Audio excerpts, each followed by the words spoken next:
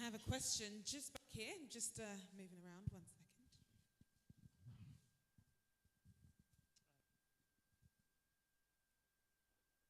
Thank you. Mine is not really a question, but more of a comment.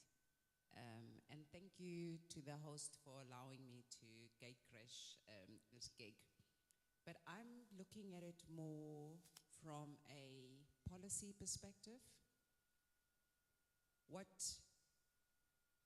we see as opportunities. There's an opportunity in everything.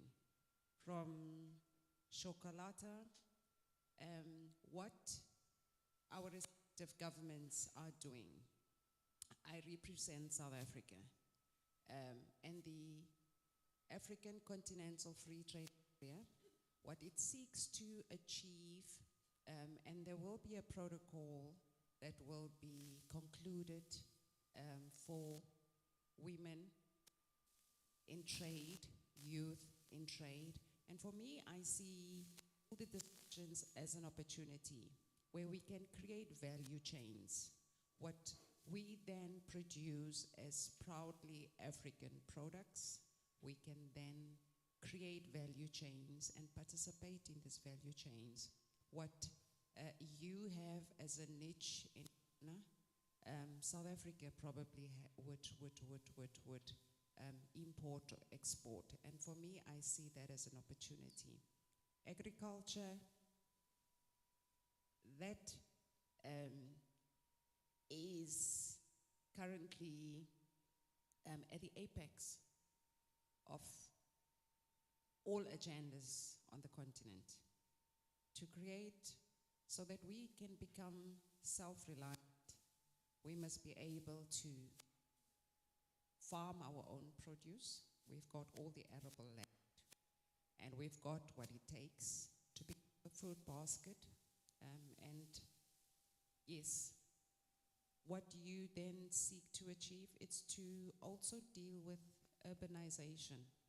Get farmers in the northern region, there's arable land. So those are opportunities that we must create, but value addition and niches in the products that we also then produce as well.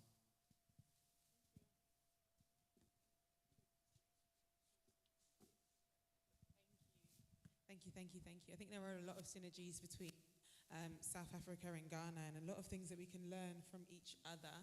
Is it not working? I have one more question. I think, okay, so those of you that come often know, I do this just to ask questions. I know. Packaging. I feel like packaging is a major problem on the continent. Does anyone do anything with packaging or create products that need to be packaged? No? Physically? Yeah, because you run the shop, right?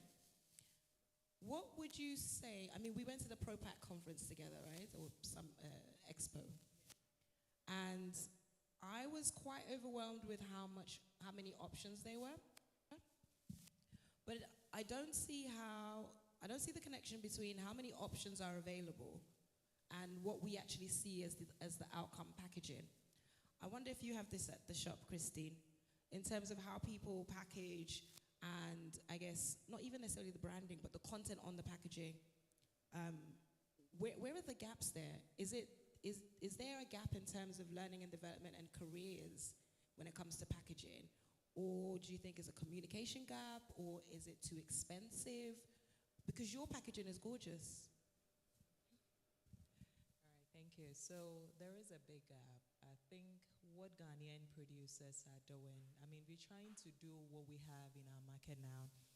Obviously, you need to go to China, and there is an MOQ to 1,000 pieces. And as an SME, how much do you have to order a pack from China to be brought before you pack whatever you have? So there is this gap, and what we have available now are these pouches. So you buy a pouch, you print a sticker. Stickers are not syncing with the pouch. There's a bit of issue there. And this ProPack event, if you realize there were lots of companies coming from Turkey, Dubai. There are few companies manufacturing. I was actually surprised to find a company here in Ghana doing this, and it's being managed by Indians. and they are willing to have less MOQ, which is about 1,000 pieces. But previously, we're talking to a company in China, and MOQ is 10,000. That's huge money. How many SMEs have the money to order packages from China? And the challenge is, you realize we have a particular pouch in the system, and after some time, you get used to this particular pouch. After a year or two, you don't find it anymore. So you are forced to change your packaging. And so every year or every month, your product may be the same, but it's seen in different pouches. And so there's the issue there, and we hope it gets better. Thank you for that. I think that there's a huge space in terms of packaging design and in terms of, like, I guess, more environmentally friendly packaging products, especially coming out of Ghana. So for anyone thinking. All right, I think that's the end of my questions. Thank you, guys. Thank you, Tanisha. Thank you, ladies, for joining me here. Don't forget, throughout the day, the samples are available. The next brand that we have here with us today, she's going to come and join me shortly. Yeah, you come up. Asiome. Tell us a bit about yourself. Tell us a bit about your brand. I think it's safe to say that your brand speaks for itself, and you are a walking model for your brand. Thank you so much. Hi, everyone. My name is Priska, and I am the owner of Asiome. So Asiome is an Ewe word that means into God's hands, because there's nothing we do in life that when we commit into God's hands doesn't do well. So that's the meaning of the name. I started the brand because I realized there's a huge gap in the Ghanaian market where most of the products we have here are either imported or made for, let's say, straight hair or hair that doesn't really speak to how African hair is. I personally have 3 types of hair on my head. So I have 3C, 3B, and then 4A. So this side is 3C, this side is 4A, this side is 4B. So different women have different textures and porosity, and I just sat down. I've actually been doing hair, influencing and working with brands for over 7 years. And based off on that experience and knowledge, I decided to build this brand to, bring this product to the Ghanaian woman. And we've been talking a lot about products today, and I think however you look at products, it's a very important conversation that we'll be having today, especially when we're talking AI. But for the sake of talking for your products, we're talking about ingredients. How do you source your ingredients? Thank you for the question. So at Asiome, our motto is actually natural, wholesome, and organic. And almost all of our ingredients are sourced here in Ghana, and are even produced in Ghana. So we have rosemary, peppermint, the great oils, shea butter, cocoa butter, and all of the great, gifts of the land. That's what we use in our products. So it's all sourced there. And do you have any part in going to source the products, or are you working with companies, farmers, different businesses? Currently, no. We are a fairly young brand. We started about 3-4 months ago. Yes. So in the future, hopefully, we are hoping to do that, and also to create value here so much that it touches the lives of the women, especially in the northern region, in the Volta region, that make the shea butter and the oil and all of the great stuff we use. So we are looking at that for the future, but for now, we just retail. Huge congratulations. 3 to 4 months and your products look like that. You're doing very well in terms of your branding. Looks great. Looks very sharp. Fantastic. Does anyone have any questions? Hey, here we go. Love it. Hi. When I look at your brand, I would consider you kind of like a luxury brand, right? So is that how you market yourself? Okay.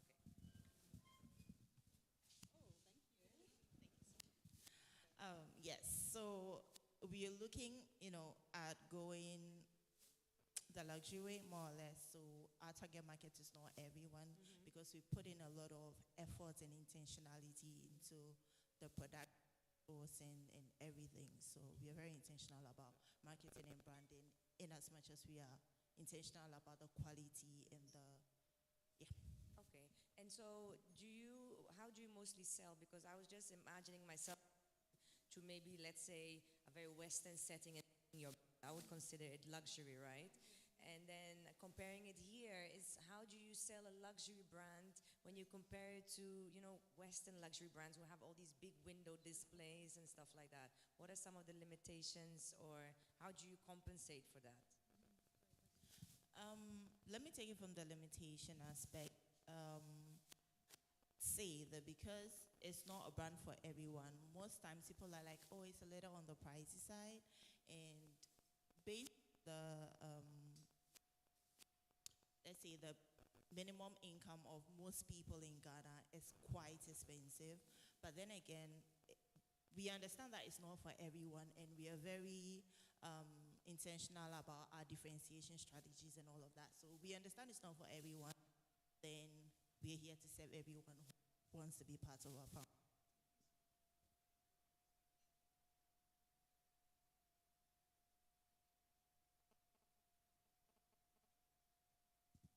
Become a household name in Ghana, West Africa, and Africa as a whole. And who knows, maybe worldwide, you never know. Yes, so we are currently working on the processes that can put our brand, in shops like ShopRite and all of that. With time, we'll be able to get that. As I said, we are a fairly new brand. But with time, you will see us everywhere. I think you're going the right way, especially, have you seen the branding? Do take a look. Absolutely fantastic. Thank you so much for your time, for joining me here today. So much for having me. And all our vendors are here throughout the day, so definitely take a second to spend some time with them. You can also ask them questions if you didn't want to talk to me. But guess what? Throughout the days, we will be talking today. So get used to me. Actually, you guys are lucky today. Today's my birthday, so we are having great discounts here. So when you buy from us today, you get great discounts off. Thank you so much. Thank you. Right, so I can see that some drinks are being served. Please enjoy, chat amongst yourselves, and we will get started shortly.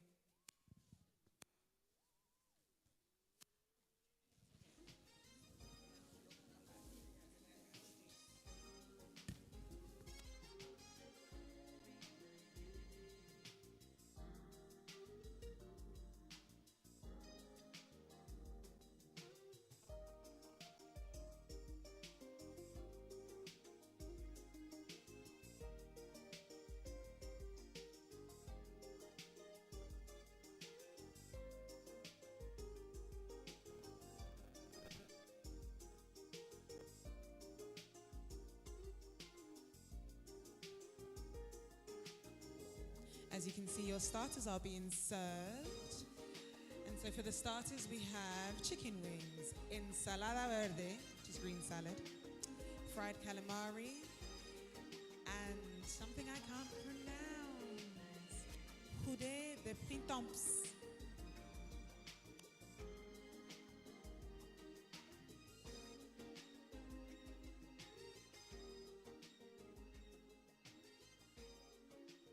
So as you know, the setup for the day, we're going to have food paired with conversation.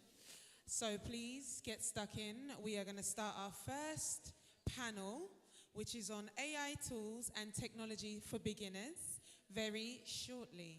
We're talking AI tools and technology for beginners.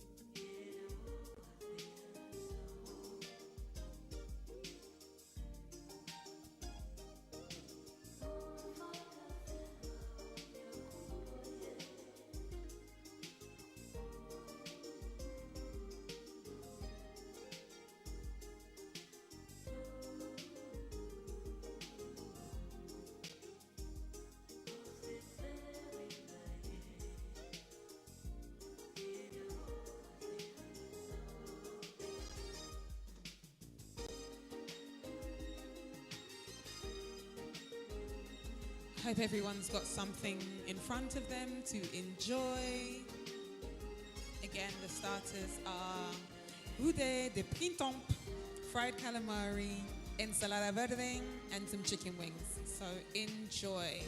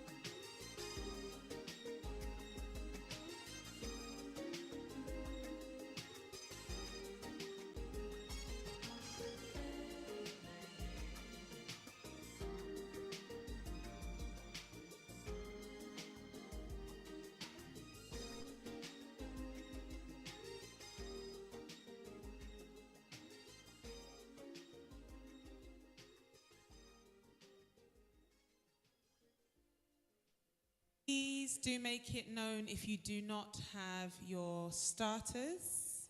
Please let one of the waitresses know. There were some dietary requirements. Please feel free to flag those as well as people are moving around.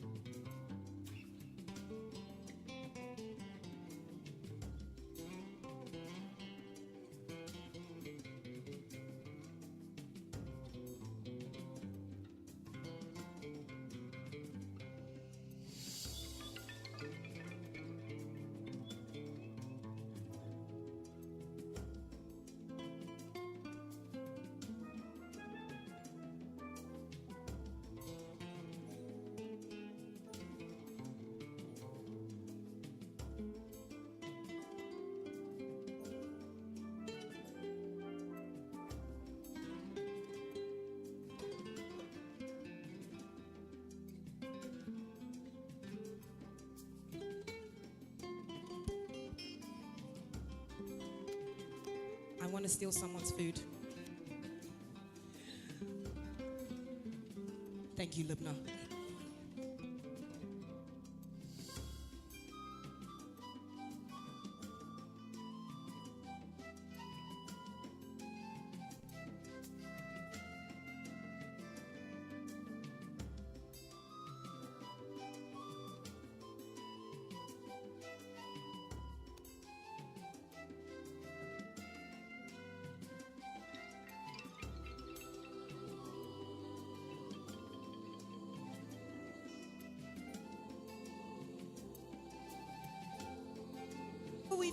How are we feeling about the food so far?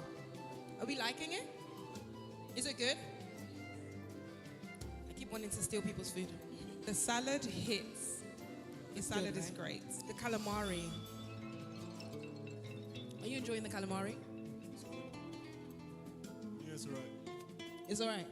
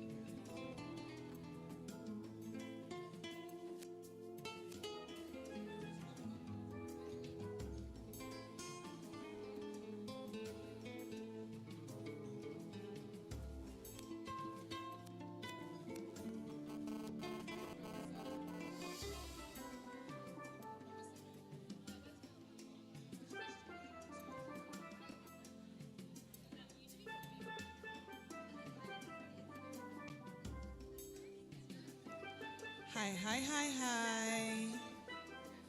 Hello. No need to respond hi back. Just take it down a sec.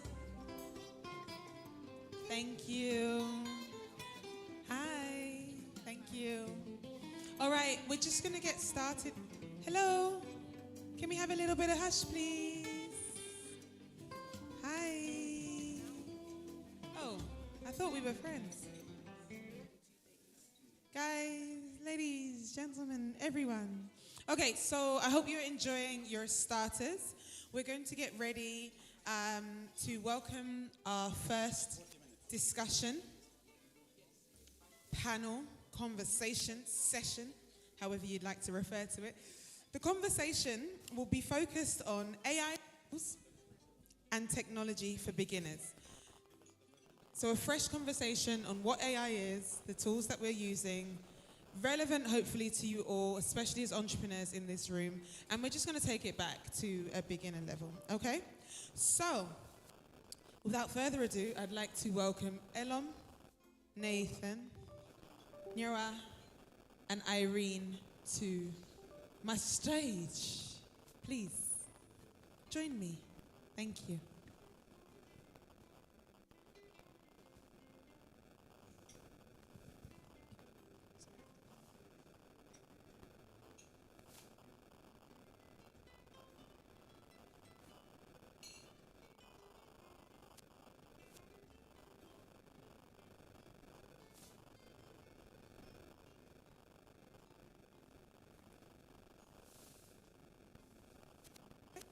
Ooh, messy.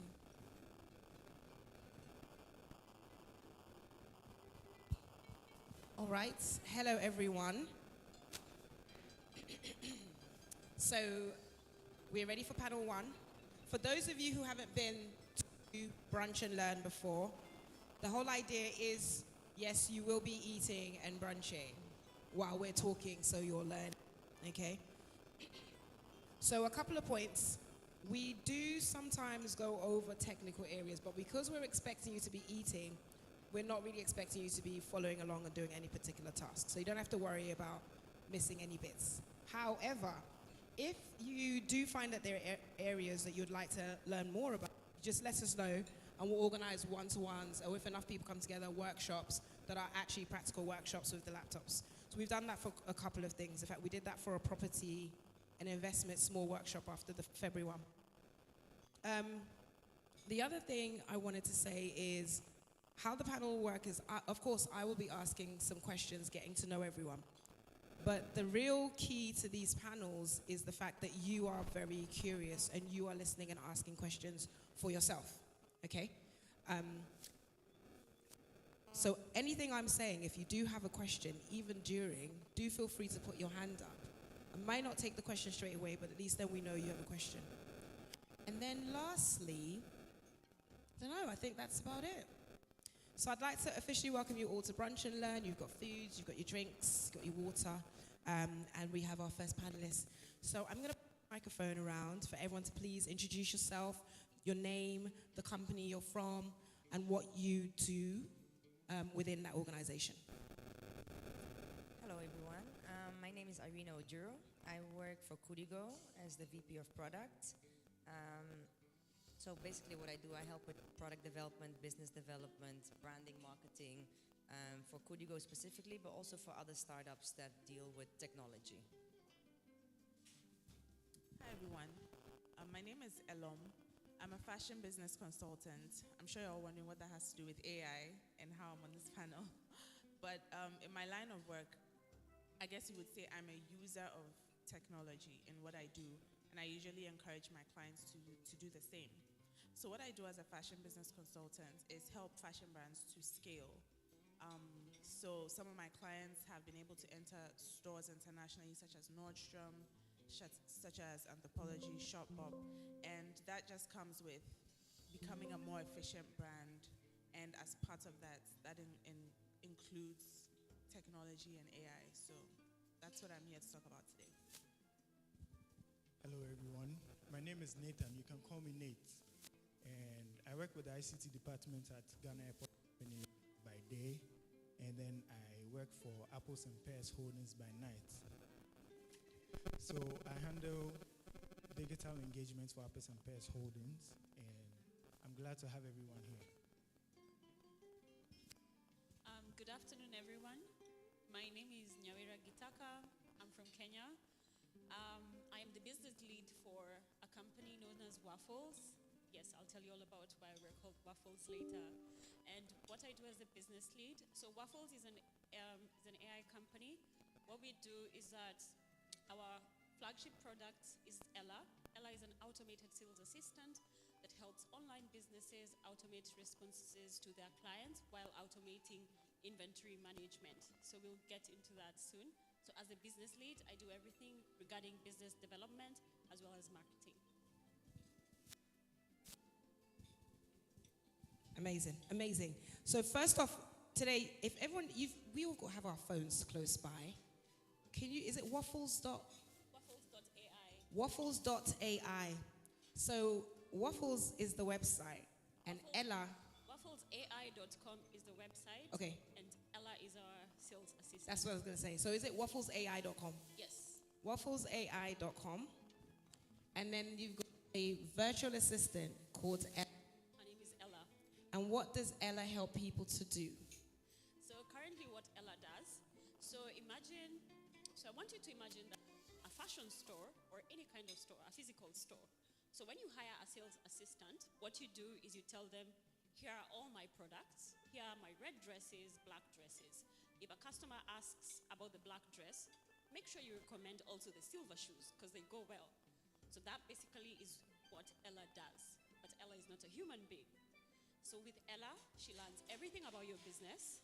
And while your client sits comfortably and is shopping on WhatsApp, Ella is going to automatically respond to your client while automating your inventory. Because what you do ideally on WhatsApp is when you sell something, you have to go through your 65,000 chats to figure out who you sold it to, or you have to manually record your sales and your inventory every time you sell or you make a sale.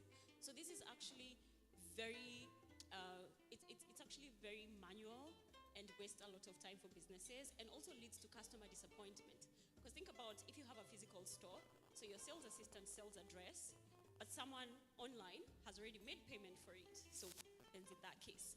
So in this case, Ella actually sits on your inventory system such that if someone makes a sale or buys your inventory on WhatsApp, on your system, even in the physical store, it's shown as held. So nobody in your physical store will sell the same item. Put your hands up if you think that's interesting. I have a question. She only does fashion? No. So why we started with fashion is very interesting. One of my co-founders, she's not here today, unfortunately. Her name is Chechi. She's an award-winning fashion designer from Nigeria. And the problem we started by trying to solve is the returns problem in the fashion industry. Because of the nuances in fashion, they have a very high rate of returns. So that's where we started with the original idea. And we realized returns are actually not the problem. It's how do you really capture your customer during the purchase window. When I'm online on my phone, you really have 5 minutes of my time before someone sends me a meme and I'm off, you know? That kind of a thing. So if you're able to respond to me immediately and actually engage me during the purchase window, I'm able to close a sale and you're able to keep your customer happy. So that's when it moved from returns problem to actually assisting in the sales journey for customers who are shopping online. So does that mean that Christine could use Ella for Kedar Health, for her physical shop? Absolutely. Think about even this restaurant. So when I come online and the thing is with customer service is that you have to answer the same question over and over again. What are your opening hours? What are your specials? What are your discounts for the day? What can I pair this with? Do you have gluten-free food? So even for a restaurant, you can actually automate this. So say you have only 20 plates of the salad that we just had today. When Ella makes a sale online and you know there are only 18 plates left, think about even, for example, one of our clients actually is in the juice industry. So the thing with Ella also is that she makes it conversational because we're using something called generative AI. So it's a conversation you're having. You're able to ask, do you have anything for bloating? And Ella will be like, oh yes, our ginger and pineapple juice is actually very good for this. What sizes does it come in? So she responds, how much is it? I want 10 bottles.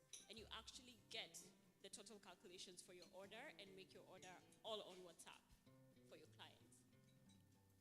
There you go. First, questions. I love it. Thank you for sharing so far. Sounds really, really interesting.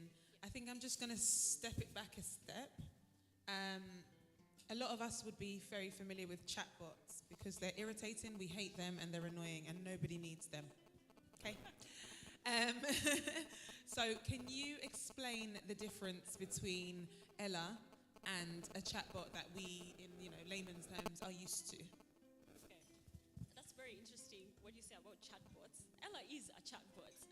I was just going to say, and most of you used our chatbot. Who felt like they were using a chatbot when they spoke to us on Instagram? See? And Nathan does our chatbot. So Nathan will talk about how he makes it feel less of a chatbot. What were you going to say, Lubna?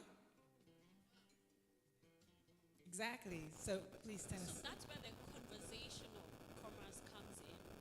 And even if it's a chatbot, the engagement, how you engage the client is where the difference comes in.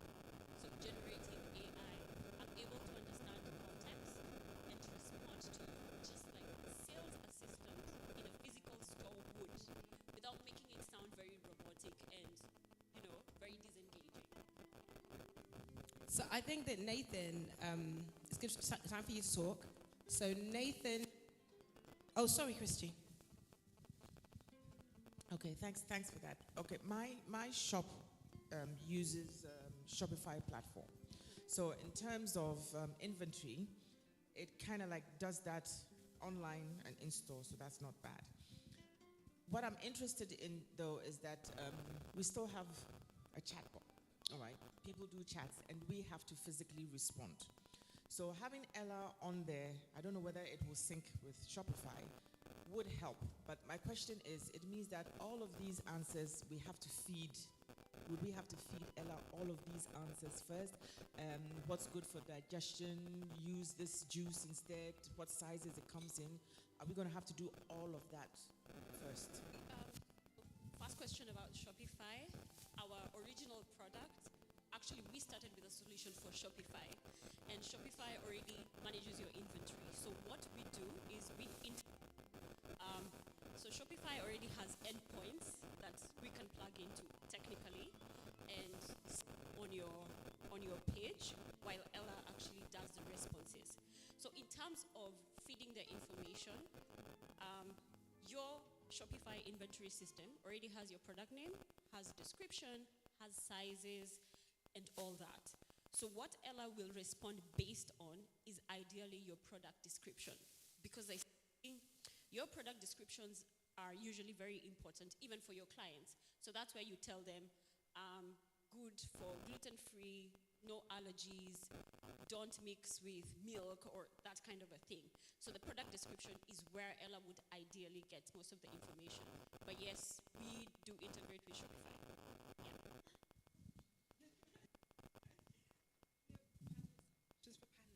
Actually, it's not a question. It's kind of to say.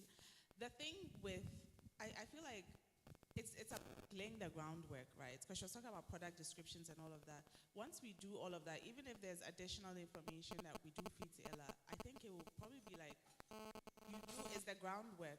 Because if you were responding to people, you'd be responding every day and every day and every day. And so I think I agree what she just said. I think sometimes we kind of overlook the mountain of work of our own inputs. At the end of the day, it's generated, right? It's a machine, it's a mechanism, it's going what you put inside of it.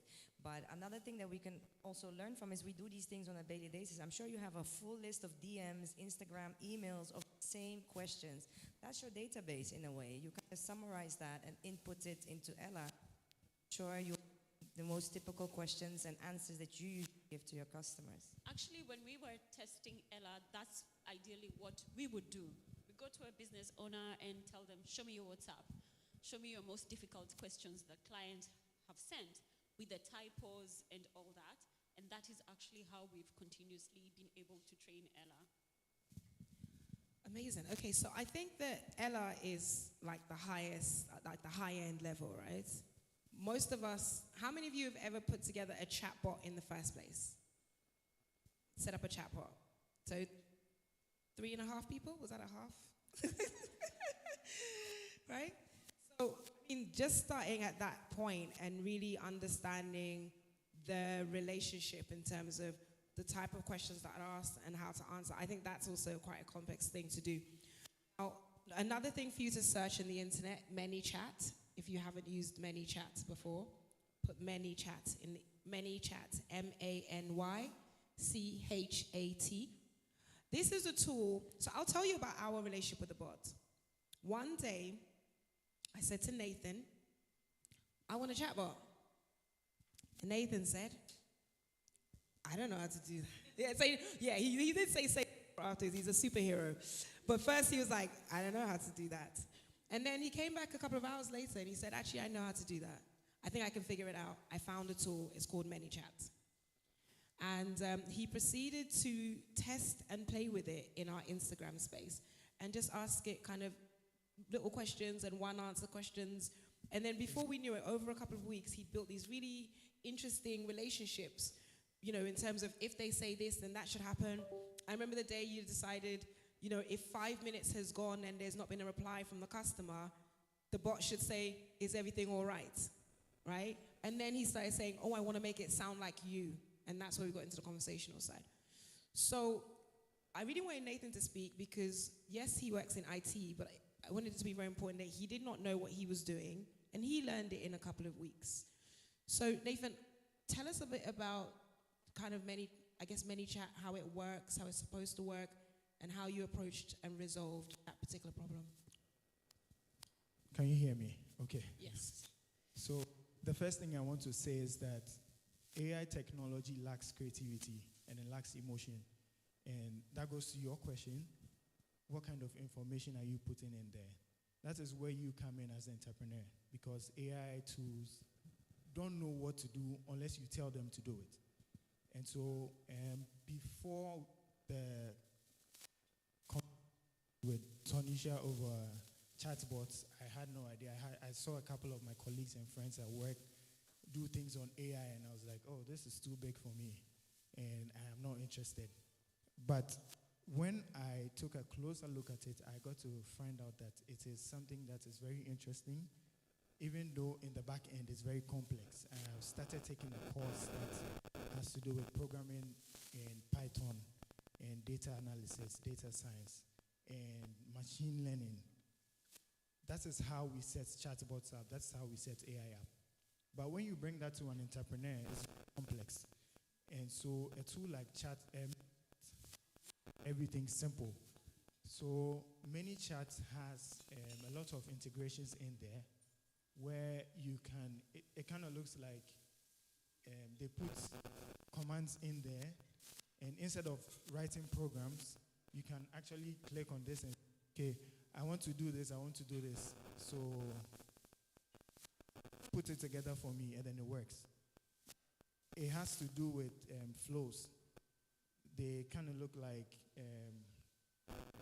they look like flows, like a chat where you go from one step to the other. So when you want to start a conversation, you can simply tell the chatbot that when a customer sends this word or this phrase, we call them triggers. So when a customer sends a trigger or a trigger word, like, let's try something. Exactly, let's try something. Everybody pick up your phone and go to Instagram. How many of you follow a page on Instagram, LEC's page on Instagram? Oh, that's so you'd be looking not too for many people. You'd be looking for Ladies Entrepreneurship Club and press that follow button. Let me not lose an opportunity. So let's go to people. Instagram. It's not losing an opportunity. Let's go to Instagram and then search.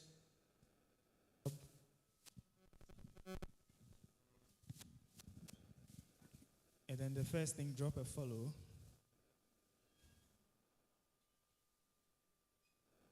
Okay, so now go into a DM as if to send a message to us. And then, how many of us bought our tickets via Instagram? Okay, I have a couple of hands. So this will be new to the rest of us. So send the phrase AI event.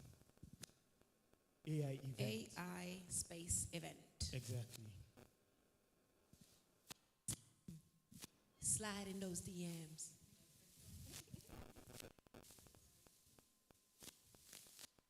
Exactly. So if you got a response, that's ManyChat's doing its work. That's our chatbot. And actually, Tonisha or myself is supposed to be doing the responding. We are supposed to respond to everybody's Instagram message. And I'm sure that's what you do with your clients. You are supposed to respond to messages. You don't like it. I don't like it either. It's tiring. Imagine if you have to do 100 sales in a day and you have to respond to 100. The same thing, they are all asking, what time do you open? After the 10th person, I'll be tired. We don't open. We don't open. We have closed. So this tool comes to make work simple. And when you tell ManyChat that respond to this, respond to that, you can actually sit back and watch the bot do its work. Because there are times where there's an option where you can actually monitor chats live. So I'm just sitting and then I'm watching ManyChat do the work for me. And so somebody sends a question, if I don't have to respond, if it's not something that needs Tonisha's response or anybody else from the team's response, ManyChat is just doing the work. And so imagine if you have to take the kids to school or to grandma's place, or you have to do something. You have to go to some party, or you have to be in some important meeting. You still need to close your sales. You can rely on a chatbot like ManyChat. And it's a little complex, but if you get help and you begin to understand how it works, you will find your way around. So I totally agree. And I think that there's a space for, in fact, we're going to talk about Kudigo in a while, because I know Kudigo is not AI-ish, but I know you use a lot of AI, so I want to hear from. But what I was going to say is I found it to be very useful even events. Like if I'm trying to collect people's details, to use chat to say, all right, so send me your full name. Okay, thanks. And what's the email address? Amazing. And where can I send you an email? Where can I send you a text, or are you on LinkedIn? Then it collects all of that information for me. So I think that that's also very useful. But, one of the things Nathan mentioned is the platforms. So I guess you can use ManyChat in Instagram, WhatsApp, email, LinkedIn. No, text message. Oh, text message. Exactly. But there was a couple of others. Wasn't it Twitter or something? They took those options out. Well, they took those out. Yes. But I think that's more than enough, right? Exactly. Because if we're using any of those platforms and people are more and more becoming so comfortable with buying online that they'll ask questions on those platforms, I think it's important to have at least the bot functioning to direct them to your main sales purchase process, right? So we use our bot to get people back to the website. So if they're like, AI event, you obviously can't buy in Instagram. Okay, so we find ways that they can get back to the website. Before you go, one thing about AI is very expensive. If you want to invest into AI, you have to be ready to pay for it. When you say invest, Okay. what do you mean?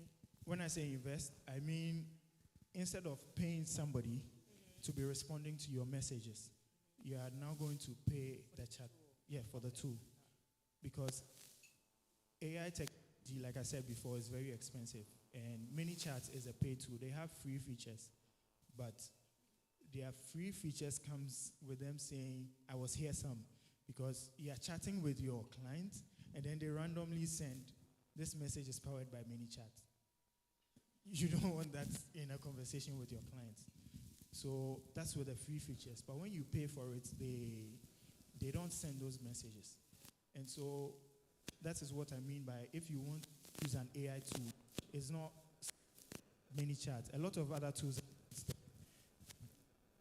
are very expensive. Some of them are very expensive. Some of them are cost effective. A tool like ManyChat you can use if you are just starting up or you don't want to spend too much.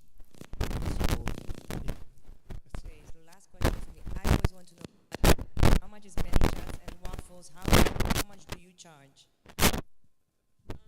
So in our case, first of all, what Nathan is talking about, I think is like a chatbot where the business owner has to train it with if statements. So for waffles, we don't do that. So the business owner does not have to train Ella at all. So the burden of training Ella is actually on our end. Because what happens with if statements is that you cannot predict what a client will ask. You can only go so far. If they say this, say this. If they say this, say that. So for us, we realize the decision tree model cannot work, especially with the fashion industry. And considering one of our clients also sells baby clothes, new mothers have questions you cannot imagine. So for Ella, actually, our pricing is subscription-based, and most chatbots do not integrate inventory. So that's where we also differentiate ourselves. It's subscription-based, and it's dependent on the number of products you have. So for up to 500 products, and Ella integrated, is starting from $50 a month. So that's like our base price. So when you look at $50 a month, exactly, we have one client who has 2 sales assistants to respond to their clients. So even the burden of having to supervise employees is taken away from Ella. As much as that is said, I agree with Nathan. AI needs supervision. You cannot leave AI unsupervised because there will get to a point where Ella cannot respond. So in that case, it actually triggers the customer to call the client, to call the business owner. So we do have those fail-safes. If Ella is not able to do this, call the business owner or do this response rather than give a client wrong information. So the other thing, we also have something called an Ella switch. For example, maybe you have high-end clients that you don't want Ella to respond to. So you just block them. Ella cannot respond to these people. You can switch off Ella if it's not your business hours, if it's a public holiday, and you just don't want to do sales. So you can turn her off, and she's not going to give any responses at that time. Thank you, thank you. So the problem with these panels is I say they're 15 minutes long, and then they always go over. You were going to say, right? Okay, so one last question, because Irina's supposed to be doing the deep dive too, but Irina is an active user of AI, even though she works in a tech company, or she's a VP of product, I was say co-founder. Yeah, you are a co-founder, I can say it. She's a co-founder, ladies and gentlemen. Co-founder of a tech company, my girl Irina. She uses AI. So, and I really thought it would be good to have Irina speak about how she uses AI. And then I'm actually going to share a bit about how we use AI as well. Okay, I don't want to give too much away because of my deep dive. Like Tanisha said, we are not a company, even though I would love to kind of see how we can transition into that. We use AI to kind of help us where we lack, I guess, chats, email responses. Sometimes, I talk to Chat GPT all the time, like, okay, can you rephrase this email for me? Make it sound a bit more like this, because I'm still human and I have my insecurities and my moments where I'm rushing, where I don't have the time to go through something. So I think that's a couple of use cases that we have internally, but also for our marketing, content creation, and the speed of it. And when I first started doing this, I was like, oh my God. So, but I will go into that a little bit later, but those are just some examples. Tech company obviously uses AI, but I still think there's so much more out there, and I discover new tools every day that I think that can benefit the business as well. And everybody, you don't have to be a tech company or a certain type of scale. You just want someone to make your tasks a bit easier, whatever that means internally and what processes that highlights. I just wanted to add a bit to what she said about using AI, using tech, especially as a small company. Sometimes you can easily outsource. For instance, I think quite a couple of companies, maybe most of you have either been at a place where you are looking for funds, you are creating a proposal, you need sponsorship, or you're putting together some type of pitch deck to pitch your company. And tools like the AI tools, Chat GPT and all of that, I find them really helpful for things like that, just in terms of crafting your pitch. And I mean, they don't replace human beings, but in terms of maybe making it sound nicer, making it sound more corporate, making it sound more hearted, all those kind of things, those are the type of things that we like to use them for. And for my company, one of the things we do is we help some brands with content creation. And then the captions, all those things, I mean, it's just a really useful tool.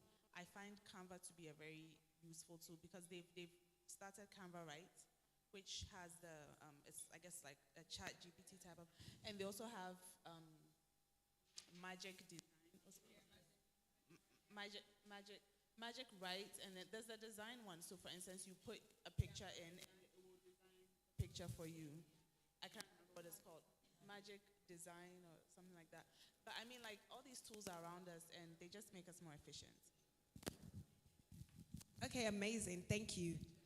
Yeah. So has anyone used Canva AI tools before?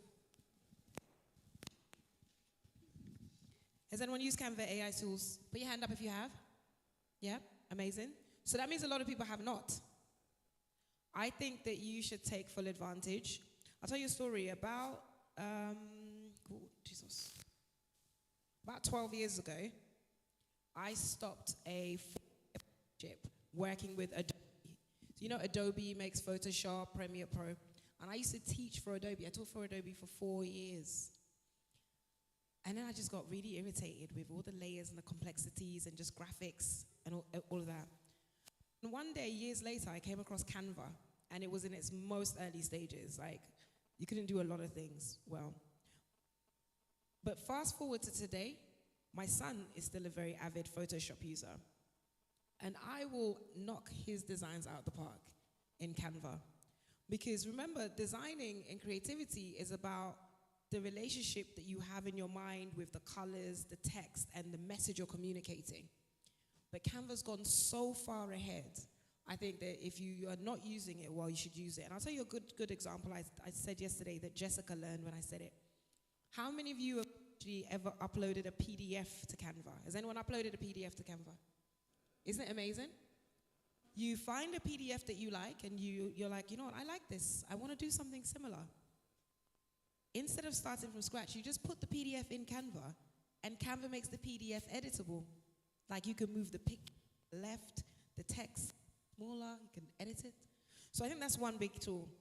Another good AI tool that I've been using quite recently is called Fathom. So put fathom.video into the internet, please. Fathom.video, Fathom.video.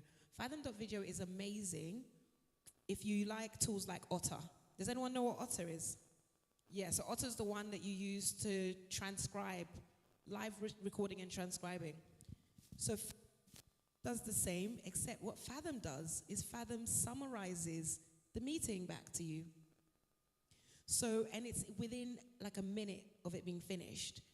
As long as you are using Fathom in the Zoom or whatever, if everyone is invited, Fathom will email everyone within 5 minutes of the end of the meeting and say, this is a summary of the meeting, and then by minute say, you know, Tanisha mentioned this, then Irina said this, Christine asked that, and this was the response. Fathom is amazing. Really good. I suggest that you use it. Then there's Chat GPT. Put your hand up if you have not used Chat GPT yet. Okay, it's just one of us. Die hard, Caroline. Don't worry. Join us soon. Huh? Don't worry. Come to the dark side. So when you speak with Chat GPT, put your hand up if you ask it for things more than you ask it questions. So if you ask for things more than you ask questions, put your hand up. Like, write me this, tell me, give me that. That's what you do more. If you ask it questions more than you write, put your hand up. 2. So when I say ask it questions, one, you're half up. You're like, so when I say ask it questions, I want to tell you something. Very recently, I realized that there are a lot of executives and people in just really high places that their time to the Ladies Entrepreneurship Club. And I was like, how do I reward these people? Because they're volunteering. So I said to ChatGPT, I want to ask some executives to volunteer, and I want to make them feel special. Is this a thing? And you know what ChatGPT said? Yes, this is executive volunteering. Executives do this like this because of this. They'll usually do it for this amount of time. You can reward them like this, etc., etc., etc., etc. What documents would I need? And it just lists all the documents I will need. One of the first ones was a concept note. So I said, okay, write the concept note. Fine. Write the second document. Write the next document. Write the next document. Within 5-10 minutes, I had everything I needed for it. Then I said, what contracts would I need? And it tells me, these are the contracts and agreements you will need. Write that. Of course, I don't stop there. My general counsel, Nana, is going to speak in a moment to all over, make sure it's proper legal. But in the most part, it's doing its thing. It really is doing its thing. So I think that as entrepreneurs, you know, one of the things that's really kept us locked out for a long time, and by the way, I was gonna say as female entrepreneurs, but we know Brunch and Learn, we have men here, we have a man there, we have 3 men. And we love having men around, don't we, ladies? Yes, they're so important. So as entrepreneurs, a lot of times the reasons that we get through things is because we don't know. So rather than just telling ChatGPT to create what you know, I think I'd like to implore you to spend about the next week or so asking it about the things that you don't know and getting it to help you push that boundary, right? There's other things as well I use it for, just as an FYI. Like if I have a few things I want to do in a week, I will ask ChatGPT to create me a schedule and split those things across the week for me and let me know how I can do them. Because Belle over there, she organizes my real schedule, the one that I don't have a choice about. But then I have, then I have all the things that I want to do with my life, and I have to fit them in. So I will say, look, these are the things I want to do. Put them into a 7-day schedule in a table. Has anyone ever asked ChatGPT to put things in a? Isn't it so good? I don't know. It just launched, I think. I don't think it was capable of doing that yet. So, yeah, no, I was on paid. Like, when I saw that it came online, I was like, I'm paying for this. I want to see all of it. Maybe I was trying to cheat the system a bit, I think. So maybe that's why I didn't generate what I was looking for. But if you say to it, give me this information in a table format, it will do it, right? Even things like if you say, give me a 7-day marketing plan for Brunch and Learn for the 1st of July, and make sure you add columns for tasks, who is responsible, amount of time needed, and who they should report to, and maybe even day of the week, it will do that. It will make a table, a whole schedule. So you don't really have to do too much thinking. Of course, you don't have to come back and make sure it works for you and it's viable, right? So I just wanted to kind of let you know about GPT. A lot of people do use GPT for just telling it what to do and make, but there's a huge wealth of information. There's other things that you can do, like you can give GPT someone else's write-up, and you can say, please tell me more about how this is written.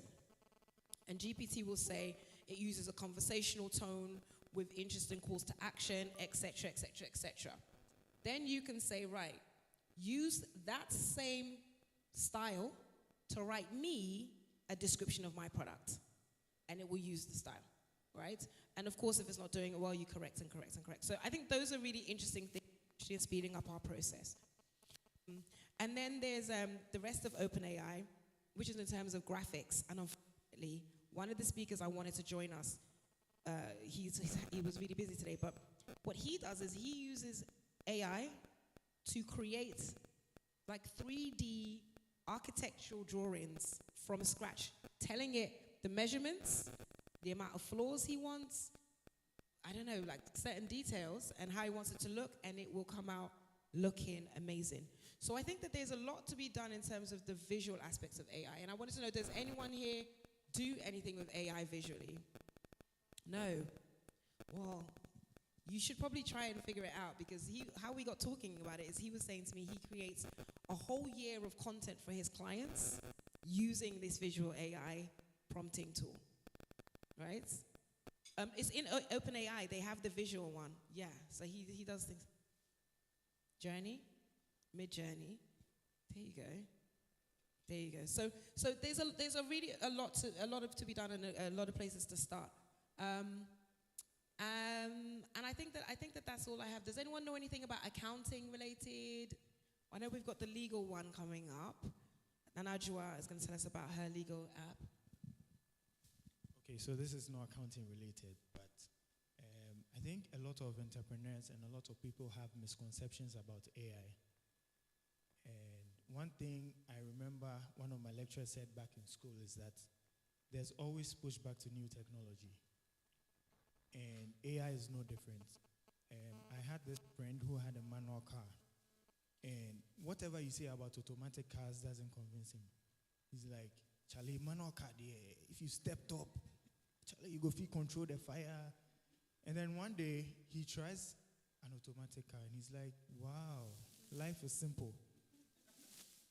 And I want to tell you how he was talking about her son about Canva and all of that. She's going to beat his designs and all of that. We had that same thing between us. So I had the task of getting a new video editor for our team, and he is an Adobe person, straight up Adobe person. And I'll compare Adobe to manual driving, because if you've used Adobe before, you know how that is. And I tell him that Tony is asking us to use Canva by force. And so we have to learn how to use Canva. And at first I thought she was being too bossy about it. But then we sat down together and then we are looking at Canva, and we find out that we can actually get work done faster in Canva than in Adobe. And so as entrepreneurs, I think that when you want to get work done faster, AI technology will help you a lot. You might feel that it's too expensive, it's too this, it's too that, but I think it will be worth it, because even though there are a lot of downsides, especially with cybersecurity and how some of these new tools steal information from clients, from your clients and your databases, it is still something that is worth taking on. Yeah, thank you. Thank you. Were you going to say something? Oh, yeah. Yes, thank you. I shall wrap. Thank you, Cece. So thank you very much. I think that we should end there because there's a lot more to get through.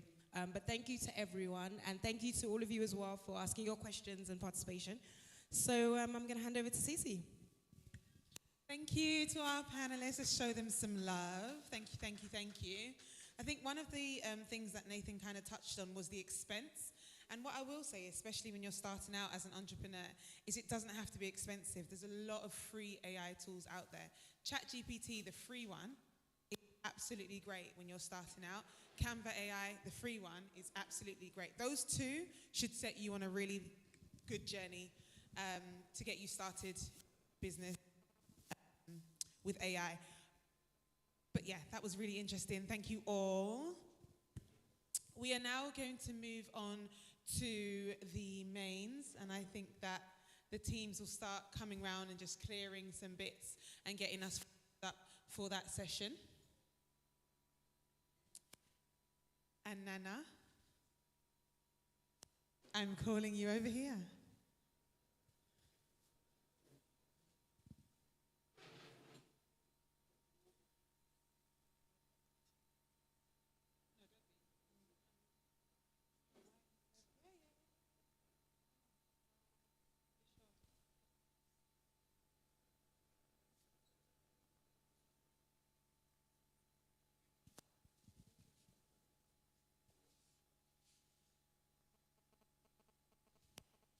So whilst that's being served and the tables are being cleared, etc., welcome up Nana.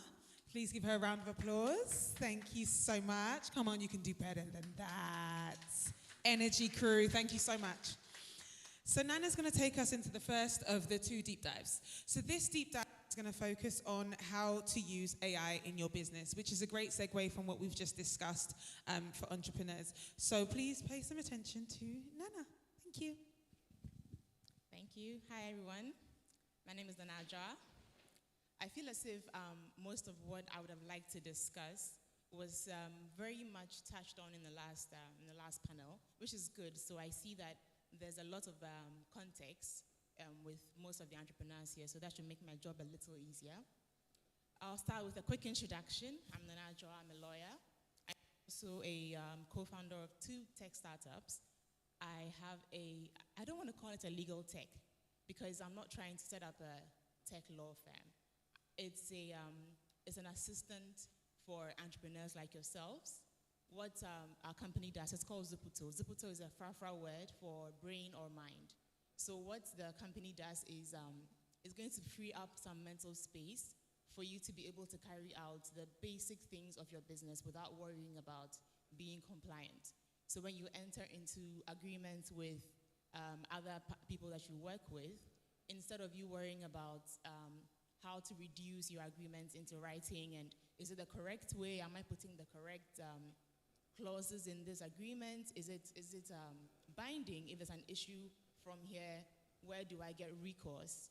What Zuputo does is you can go on the software, you put in your details, and it generates a contract for you, basic contract. We're not at the fundamentals. We're not trying to do these big, complicated contracts. It's just basic employee contracts and just partnership agreements and sales, those kinds of things, to be able to help you be compliant within your business. So that's Zuputo.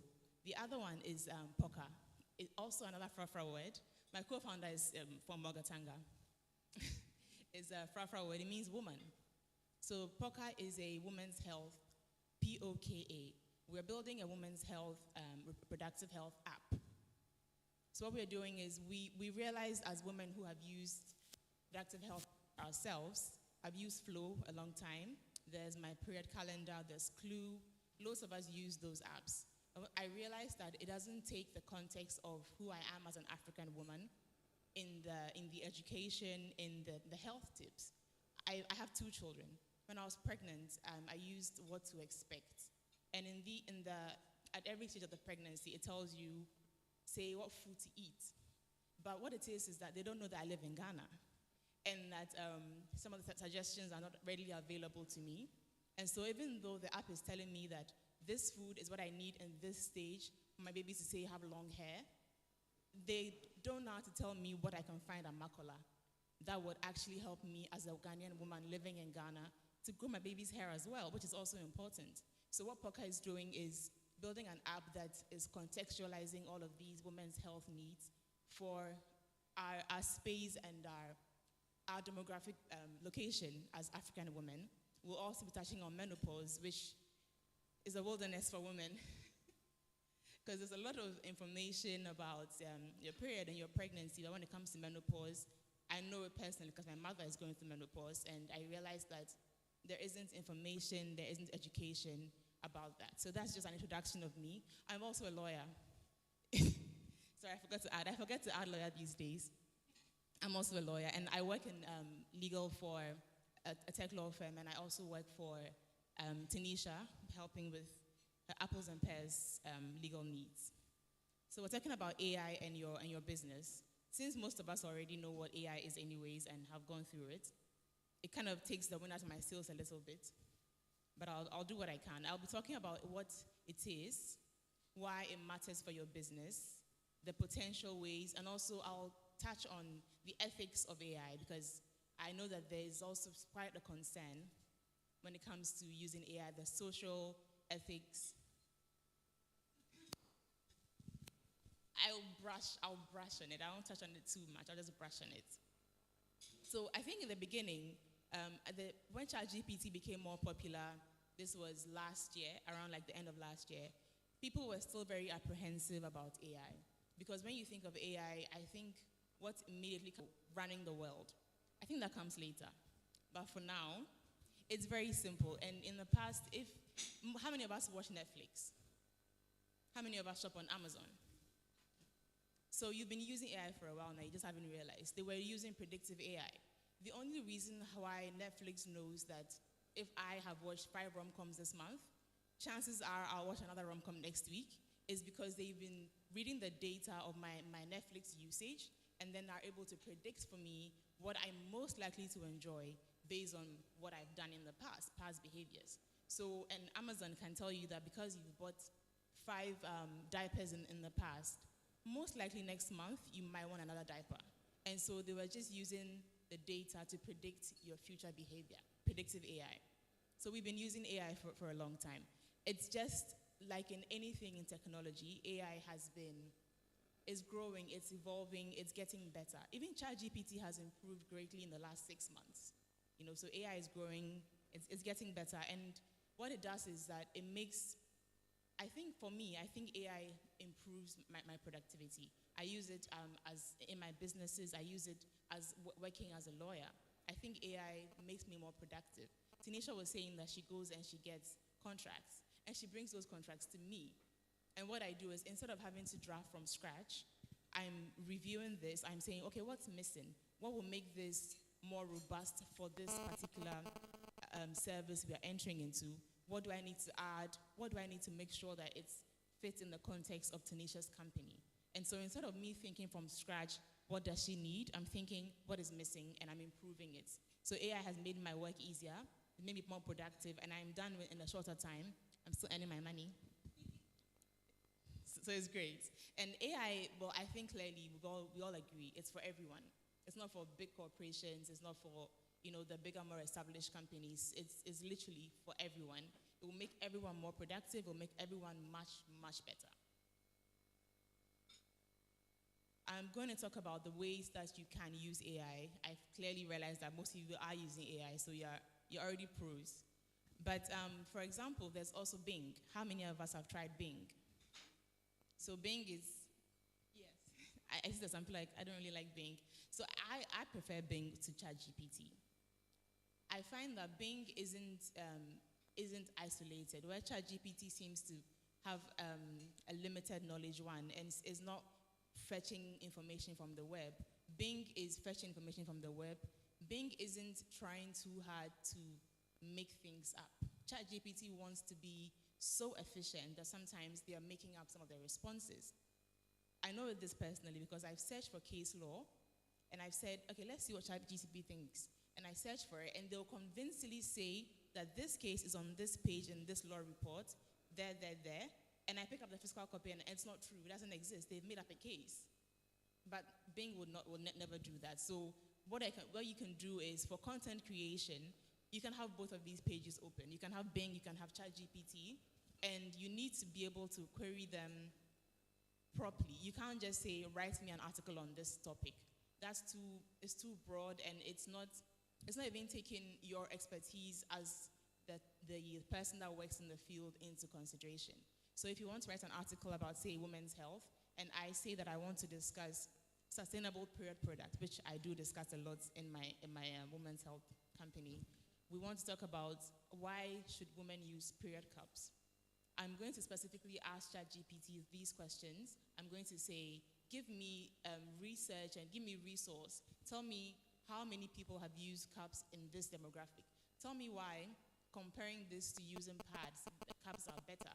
What's the negative effects of pads? So you're giving it targeted questions to get targeted answers. You can ask this in both of these software. You can use same questions in Bing, same questions in ChatGPT. You merge the answers together, and it sounds more like you. It also is more informed, and you spend, say, 30 minutes as opposed to the 4 hours you might have spent researching this on your own laboriously. There's also a software called Write, F-U-L-L, which I also use for paraphrasing. Because sometimes the output from Bing or ChatGPT can sound a little too robotic. You can tell it to use a certain tone, but it doesn't always quite capture it. So you can use these supporting type apps to reduce it into more human-sounding expressions and words. So Writeful helps to paraphrase. This was mentioned in the last panel, how to use AI in customer service. I put in my notes that now there's Ella as well, because I didn't have Ella in my notes at first. Now you all know that Ella exists. Jasper is also another one. Jasper is brilliant, yes. You create chatbots, they interact with your customers. It's freeing you up to do other things. So my mother used to have a shop, a grocery shop. People would come in, the prices are on the shelves. It was a small grocery shop like when I was a bit younger, and we used to go there to work after school. And we put the prices boldly on there, like 20 CDs, 30 CDs. You have people walk the aisle and come back and ask, how much is that? How much is that one? And I'm just thinking the prices are right there. So what it is that I could spend, let's say, 20 minutes of a day just telling people how much things cost when it was right there.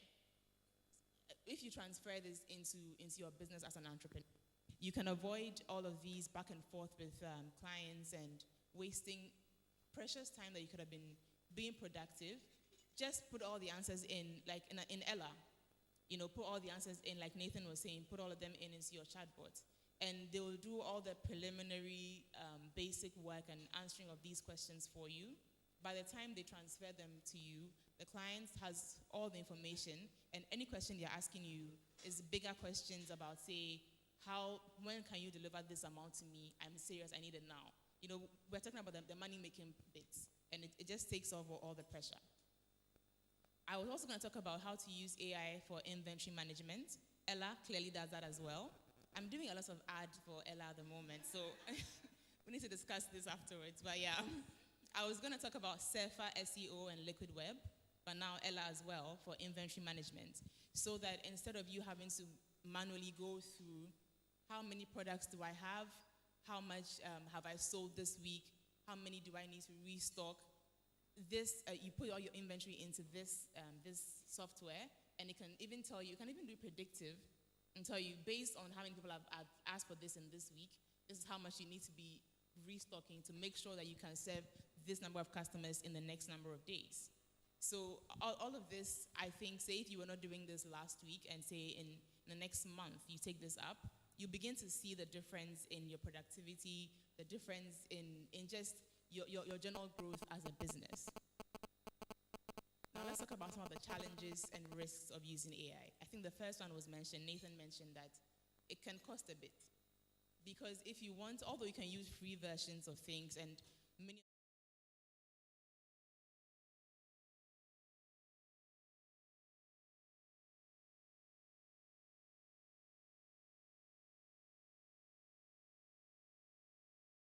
when you pay for it, of course.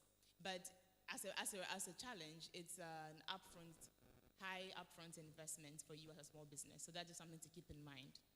Also, AI requires data because it needs to be able to learn and be able to give the correct output. So if you don't have a certain quantity or quality of data to feed AI with, it's not going to work. I recently began using Virtual Brain. It's a new software. It's in beta testing, so I joined a wait list. I got off it last week. What Virtual Brain does is you can give it data, your own personal data. So I think what they are planning for it to be is to be an app that is your brain outside of your head. So it can think for you and give you ideas and things like that. So you feed it your own data, and you can ask questions based on the data that you have fed it to kind of give you a better understanding of a document, for example. But if I don't have that data, then Virtual Brain can't help me. So you need to have a certain quality and quantity of data. The ethical considerations I was going to talk about, there's a panel for that, so I won't go too deeply into it. And also just the basic thing, how to get started with AI. I'll end here after this. Getting started is, I think the main important thing is to identify the pain points in your business, determine where you think AI will be most helpful for you. So if you think, for me, I think that for my Zuputo, we don't have a marketer. And I'm not a marketer generally, I'm a writer, but it's just not the same as fiction writing, preparing content for social media. So that's a pain point for me. So I need to identify, okay, which part of my business will I most require AI?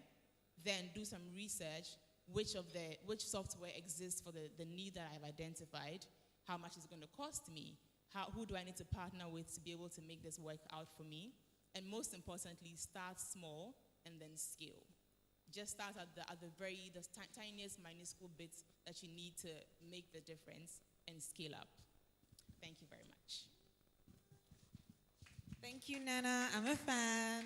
I love that. Thank you. Thank you, thank you, thank you. I think Nana just fed us some free game, which we love.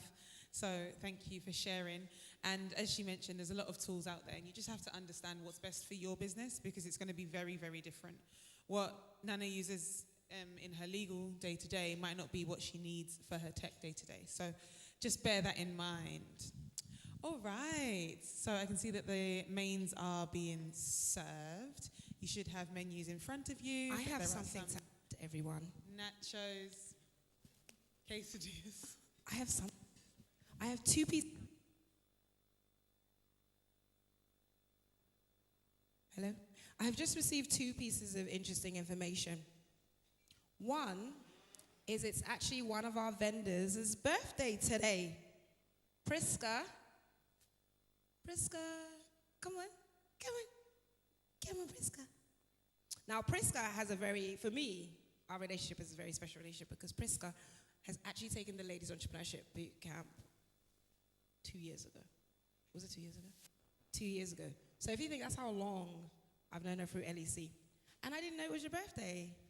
So I think, Priska's going to join us anyway. But what she wanted to do for her birthday is give away a couple of her products. So her body milk, 1 body milk, and hair and beard growth stimulating oil. Hair growth stimulation oil. So I'm just going to let you know about this information. Leave it right there, just leave it right there. And at some point I shall be asking a question. And if you do not answer it right, I will have no choice but to keep these for myself. Just wanted to let you know that. However, please take a seat anyway. Join. In fact, sit here. Yeah. In fact, while the mains are being served, I'll just let you know, we are going to ask a few questions soon. So, Belle, where can I get the giveaways? So we've got quite a few giveaways, some from LEC as well. Bongrain, are you doing any giveaways that I can have personally? I'm joking. Yeah? So we're doing some giveaways, and to win these particular giveaways, you're going to have questions about something that's happened already. So, I have 1 question. First question. This is for the body milk. And men, I'll tell you, we all lose our hair at some point. You might want this hair follicle oil. You might just want it. Okay. Also, the body milk. Body milk is good. It's good. It's good for when your milk needs body. So, question 1. If I was looking for Ella, where would I find her? Where would I find her? Find Lubna. Lubna said I'd find her there. I'll find her on the inventory. Where will I find her? wafflesai.com, she said. Is that correct? That's correct? Whoa, well done. Yeah, that was quite good. You really wanted that. Here you go. Thank you. Okay, I have another question. My next question is this. There are 2 ingredients that if we manufactured in Ghana, we'd be able to fully say a bar of chocolate was made in Ghana. Who told us about them? Christine was like, I got it. What was her name? What was the name of the lady that told us that we need cocoa powder and milk powder? What was her name? Ella Makolache. No. How dare you? Oh, okay, so she won. Okay, so your gift's coming up, Beatrice. Belle is bringing them. Belle, you've got them, come. Do you have some big ones and little ones? Which ones are these? Okay, let's see.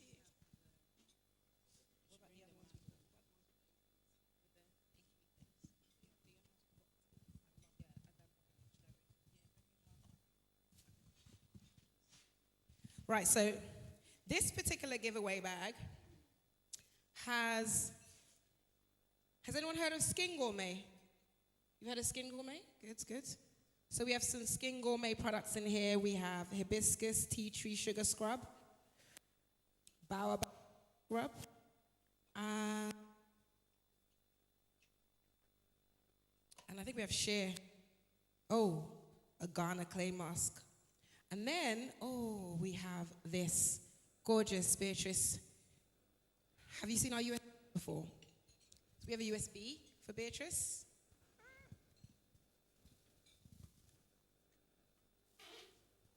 Look at that little glass thing at the top. And you put it open, isn't it cute? There you go, Beatrice. And the rest of these are techie items, so a charging mobile phone stand here.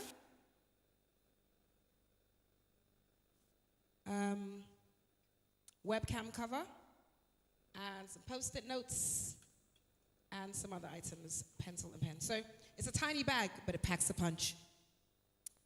There you go. Thank you. We ready for panel 2? Yes? Yes? Panel 2, Copianto, right? Copianto? Did I say that right? Oh my God, I'm so proud of myself. I've been calling Copitano, Capitana, Cortina, Cortana, I swear, all week. Jessica's been so annoyed with me. Corrections, corrections. So could the panel for panel 2, panel members, in fact, both the host comes up and takes the microphone from me, and then I can go back to stealing people's food.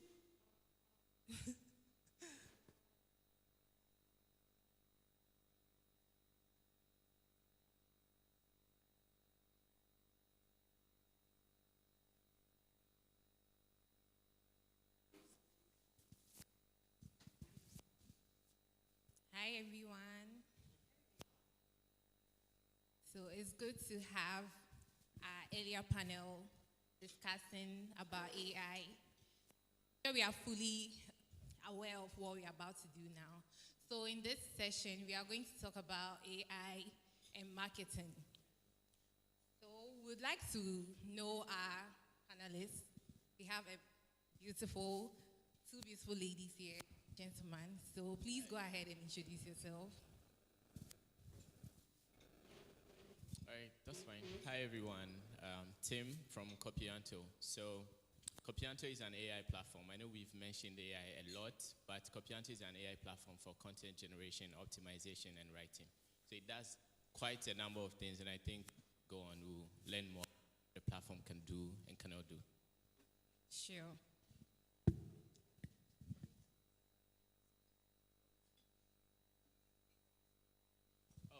So Copianto, and you can access it at copianto.ai in your browser. Copianto,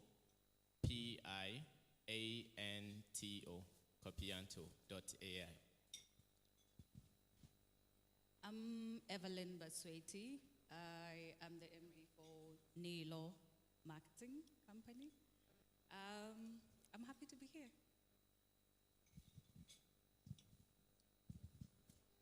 Hi, everyone. My name is Daniela Darlington, and I am the co-founder and CEO at Copianto AI. We are an AI platform, just like Tim mentioned, for content creation, optimization, and also analytics tools that enables businesses to improve their operations and also sales and marketing. So happy to be on this panel. All right, great having Daniela, Timothy, and Evelyn in our midst. So I'm very sure we know how it's difficult trying to generate content for your products to market, to get traction on other platforms. And we take a lot of time to do these, and sometimes we even do get content creators, marketers to help us with these. Like our earlier panelists did mention, most often we go to Chat GPT, we go to the other AI bots that we could have. So just want to know more about this. So briefly, we'd like to know from each of our panelists what exactly they do and then their role in terms of marketing. So to help us to understand better how we can utilize AI in marketing here. Okay, so in my company, I think my colleagues can agree. I always say you have a solution to everything. There is a tool out there, there is a platform out there that can answer the questions you do not know. So when you come to me and I ask you a question and then you give me a blunt answer, I do not know, the kind of, I even feel embarrassed for you because guess what? Why are you plainly saying you do not know while you can find out from different platforms that are open to you for use? So I always encourage my colleagues to make sure before you come and say, I do not know, say, I do not know, but I will find out. Give me this time. So that's the perfect answer if you're telling me I do not know. And this is because of all the tools that are available for us to use out there. I have a number of tools I use. I remember how I met Team Copianto was a friend introduced me to, they were doing, like the trials before they rolled it out. And my friend was like, you should try and give them, try the platform, give them feedback. If it works for you, go ahead and pay for the platform. I think I'm your first client.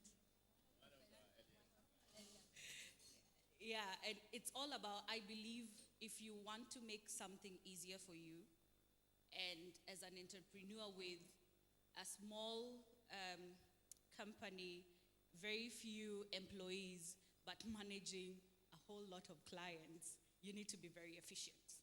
And for me, efficiency is not the number of people you have in your company, it's what you make, how easier you make for your employees to do their work. AI platforms and tools make it amazingly easy for me.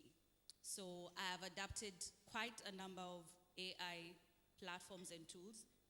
If I open my laptop, it's from Cubebolt to Chat GPT to Copianto. So I pick, if I'm creating content or a strategy, I come up with the initial ideas, throw them into these different platforms, generate a better way to say something. Sometimes in a rush, I'm not sure how to phrase my emails, I'm not sure how to do a simple concept note. I'll throw my first initial thoughts in these different platforms, paraphrase on Grammarly or Cubebolt, and then just take it from one platform to another. By the time I'm done, it's perfect, and I hit send. Right. So we have a new panelist joining us. We'd like her to introduce herself as well.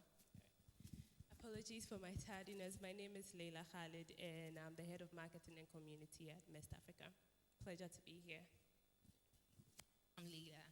So Tim, you'd like to also give us your take on how you are utilizing AI in the marketing space. So you did Copianto, and I'm excited about Copianto for years here. Copianto is a name, so maybe they'll go into tell us how the name came up and probably get some how do these. Yeah, sure thing. So if you're a Ghanaian, you probably may or may not have heard of Copianto. Copianto basically is a Ghanaian slang that means to copy, right? And it's not just to copy. We chose Copianto because we feel like it's an AI that helps you not just to copy, but to do something faster. Just imagine you are trying to maybe do something, copy a note or something, but instead of actually thinking of what to come up with, you have a friend that you what they've already done that helps you get started faster, which is sort of the assistance that Copianto gives you, right? An assistant that helps you get things done faster. Now, in terms of how Copianto helps with marketing, I know you mentioned you use tools like Copyance and all that, and I feel like there's a lot of things that Copianto has that people probably doesn't know. Copianto actually has paraphrasing tools in our document and text editor. There's a keyword analytics tool. So let's take a keyword like maybe entrepreneurship, right? It can help you to know how the keyword is performing in any region and for any specific duration of time. We also do have a brand monitoring and sentiment tool. I understand if you are a business owner, your brand sentiment is something that you don't want to play with, right? So you want to know what people are saying about your brand. What are they asking? And where are they talking about your brand? And that helps you to really get ahead and know what sort of things to address for your customers, right, before they even reach out to you. Right. So Daniela and Tim are co-founders, so obviously she will also give us a bit of Copianto, but we would want to get into a little more details about how do brands improve their traction. And you did mention that there's this analysis tool and keyword analyzers on Copianto. So for brand owners, businesses, and small businesses especially, how do you think they could utilize these and to be able to actually track that they are making good use of Copianto to reach out to their customers? Okay, so that's an interesting question. So for any business owner or an entrepreneur, what you want to do is to try to get your business in front of your target audience. And to do that, you have to do a number of things, and marketing is one of them, like very important. So how do you leverage on AI tools such as Copianto to improve your marketing copy, among others? This is where brand voice is very crucial. So let's say for a business like any of the hair brands, let's say the hair brands, for example, you are targeting like a specific demographic and you want to know what are they really saying about like hair products and what are people actually using. That is where keyword analytics can be very useful for your marketing campaigns or messaging. So on Copianto, for example, you can actually have access to the keyword research tool that you could search for, let's say, shampoo, and see what people are actually talking about in terms of what shampoo is within Ghana or any other country. And then it even gives you like specific things that people are talking about or questions people are asking. So getting insights from some of these things, you can target some of your marketing content or communications to answer some of these questions or inquiries that people are interested in. So it's more about having targeted content which is optimized for your specific ideal customer. Yes, and then another would be the brand monitoring and also sentiment analysis or analytic tool. So you realize that there are a lot of people on social media these days, and they are all saying a lot of things. Like, for example, I think over the past couple of months, we've been complaining so much about how Vodafone network is so terrible, right? I thought I was the only one experiencing that. Yes. So, for instance, like, how can a brand like Vodafone capture on some of these negative sentiments and create a campaign or a marketing campaign based on what people are saying about their brand? This is where tools like a brand monitoring tool can help you do that. So then within Copianto, we are not just creating a platform for people to create like content per se, but create marketing copies that are based on insights and then data. So you're not just using like, let's say, Chat GPT to just create marketing campaigns or content, but now you are having more insights and yes, something to back what you are saying. So if I find that people are talking a lot about let's say Vodafone being too slow and lagging all the time, how can a brand like Vodafone leverage on these negative sentiments, come up with compelling marketing campaigns, and then reach out to these same audience? So that is where Copianto can become very useful to reach out to you. Right. So Leila did mention she's with Melswater, so we want to get her take on how they are using AI to become more productive and how they are impacting the society or the organization. So what are some AI tools that Melswater, for instance, in your role, utilize like on a day-to-day, and how best do you do that for marketing? Copianto. Oh, wow. Yeah, of course we have to use Copianto. So I don't know if this has been mentioned already, but Copianto is one of the best portfolio companies that came out of the training program last year. So yeah, one of the tools and products that we are super proud of and we use internally as a marketing team. And the experience has been great. Seeing the tool evolve over time, the new features that had been added on, for instance, the brand assessment tool that she talked about. I think initially started more as a copywriting tool where you could develop short and long text. And we're very excited about that. You can put together a 500-word blog in seconds, literally. Those are some of the tools that we've been using. But of course, existing platforms, especially like Twitter, Facebook, social media platforms, especially on the promo side, they all leverage on AI. And as a marketing person, it's about, learning how to utilize these things, doing your A/B testing, allowing the platform to learn the audience that you're trying to target, and letting you know which content is performing the best. So it sounds like AI is a new thing these days, but it's been around for quite a while, and they have been integrated into all these platforms. And so for us, it's about catching on what's the new tool that we can use, but also what are the AI systems that are already plugged into the ones that we already have, especially our digital platforms, and how can we learn to leverage on them? Thank you. Right, sure. So I also want to find out, so we are quite conversant with AI and marketing, but for someone like myself who probably has my own business and also do my professional work, if I'm trying to reach out to my customers and audience, how best would you advise me as a startup person with little to no knowledge about AI and probably will be thinking there's a lot to do before I get out there? How best can I go about it? And what's like the easiest step for me to put my brand out there utilizing this AI like Copianto, like the Chat GPT and the others? Anyone can take it. So the first thing I would actually say is that it depends on the business, right? Are you a small business? What's the stage of your business? Are you just setting up, or have you been there for a while? So let's take a case of a business that's just setting up or looking to set up. So you don't really need to spend so much at initial stages because you are just getting started. You want to probably start with some available tools like Copianto. So I would just touch on something within Copianto that could help any business that's just getting started.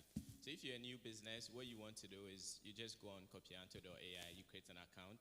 Once you do that, we have a set of tools called startup tools. These tools are specifically designed for any new business to actually get out there. And what you want to do is you want to find value proposition, mission statement. You want to find things like maybe problem statement, solution statement. You can even find a pitch deck generator. So there are a lot of tools that are in Copianto that can help you get started quickly based on the stage that you are in. And we help you get started. And then once you grow, the business evolves, you can now use more advanced tools like the brand monitoring, sentiment, and all that.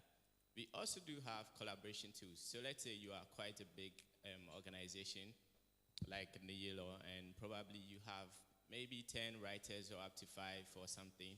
We do have collaboration features where you can have up to 10 seats on our platform, and then you can invite your whole organization on. You can create unlimited projects, and you can get started.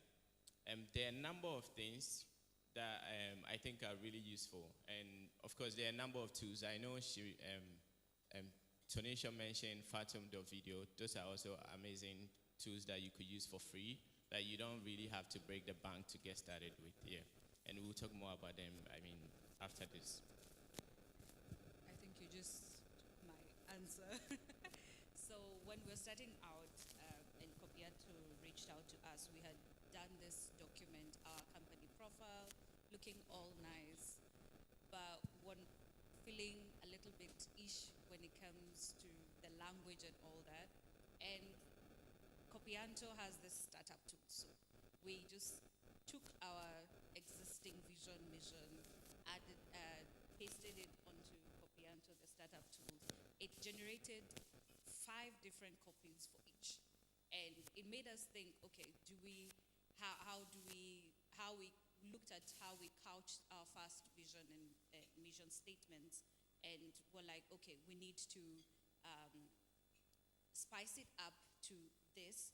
Also, we hadn't thought through about values and all that, and that was an addition that we got from Copianto. So it made it very easy for a new business that is starting out, and all you have is a name, and you know this is the industry I want to be in, to come up with the rest of the company profile details that you need, because that's the one thing that speaks to people about you when you're not even there. So it gives them all this information. And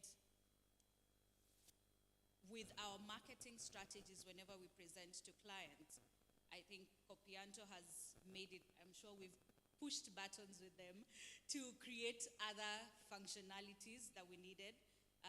We do a lot of PR articles, and I remember we were the first people who pushed them to do a whole, I just don't want 500 words. I want that 500 words into different sections and put in one document. So it also has helped us in making work very easy. I have a team of 10 people. We handle 15 clients. It gets crazy sometimes in creating, and this is social media, PR, influencer management.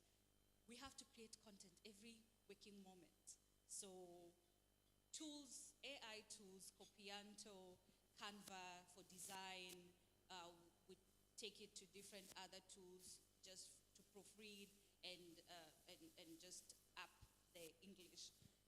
It's been easy for the team because I tell them, take it, do your first draft, put on these platforms, create a more standardized, that when someone reads your content, they feel like you took time in putting it together.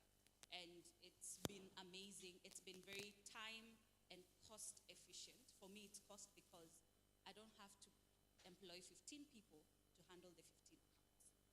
It's 10 people enabled to do all the 15 accounts by AI tools, which have saved money. It's been time efficient. I remember sometime May this year, one of our clients was like, we would like to come to your office.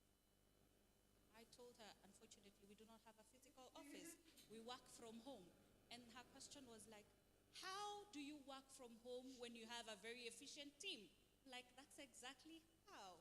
It started as working from home. It's 1 year down the line, still working from home. And she was just amazed by the level of professionalism and efficiency that the team was giving to her, that she didn't realize an office wasn't part of the whole deal. So for me, I think one thing that AI has enabled my company to do is become very efficient. That's it. And if I'm looking to use an AI for anything in my business, efficiency and time and cost is one thing I'll look out for. Right. So that brings me to, sure, Leela has. Yes, so thanks for that, very exciting. And from where I sit, I would say, I'll give two answers to your question, right? That entrepreneurs, marketers, agencies, how you can assess the impact or utilize AI is in two ways, right? One is they have fully alluded to the tools, the efficiency that the tools provide, getting to know the right tools to use and all that. The other side is the behavioral change that is happening amongst your customers, right? Because think about what Chat GPT is doing to Google search now, right? Initially, if I was looking for something, I would pick my phone, go to Google and search. Now I'm more likely to go to Chat GPT. So for you as a marketer, what does that mean for the dollars that you are putting on your Google search ads, right? You know, so we need to also start looking at, yes, I'm a brand, this is my offering, but how are people going to find me if AI is kind of interrupting the way I usually sell to them? So that's also something for us to consider. Right. So you could keep that. that brings us to the next question about how you would be able to put your brand out there to help people to find you. And you just did mention about that. So probably would just take a last question and that will be it. So we just want to know if AI is cost effective, because you know a lot of people do not want to go for the premium version. So if you are going to use Copianto, for example, how are we going to do that in a low budget way?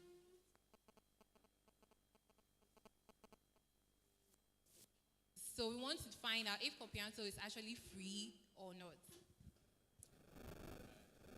Sure, I could take it.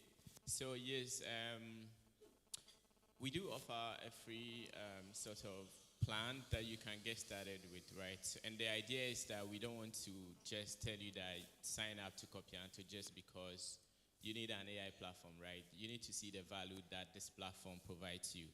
And after that, you can actually choose to subscribe. So we do have a number of plans. We have a starter plan for individuals. Let's say you don't really write often, you are not a business, you just need an AI assistant to do a number of things for you. You can get started with that one, and it's as low as $8 per month. And we do have a pro plan for $39 a month as a business, where you can have up to 10 seats on this plan. You can create unlimited projects.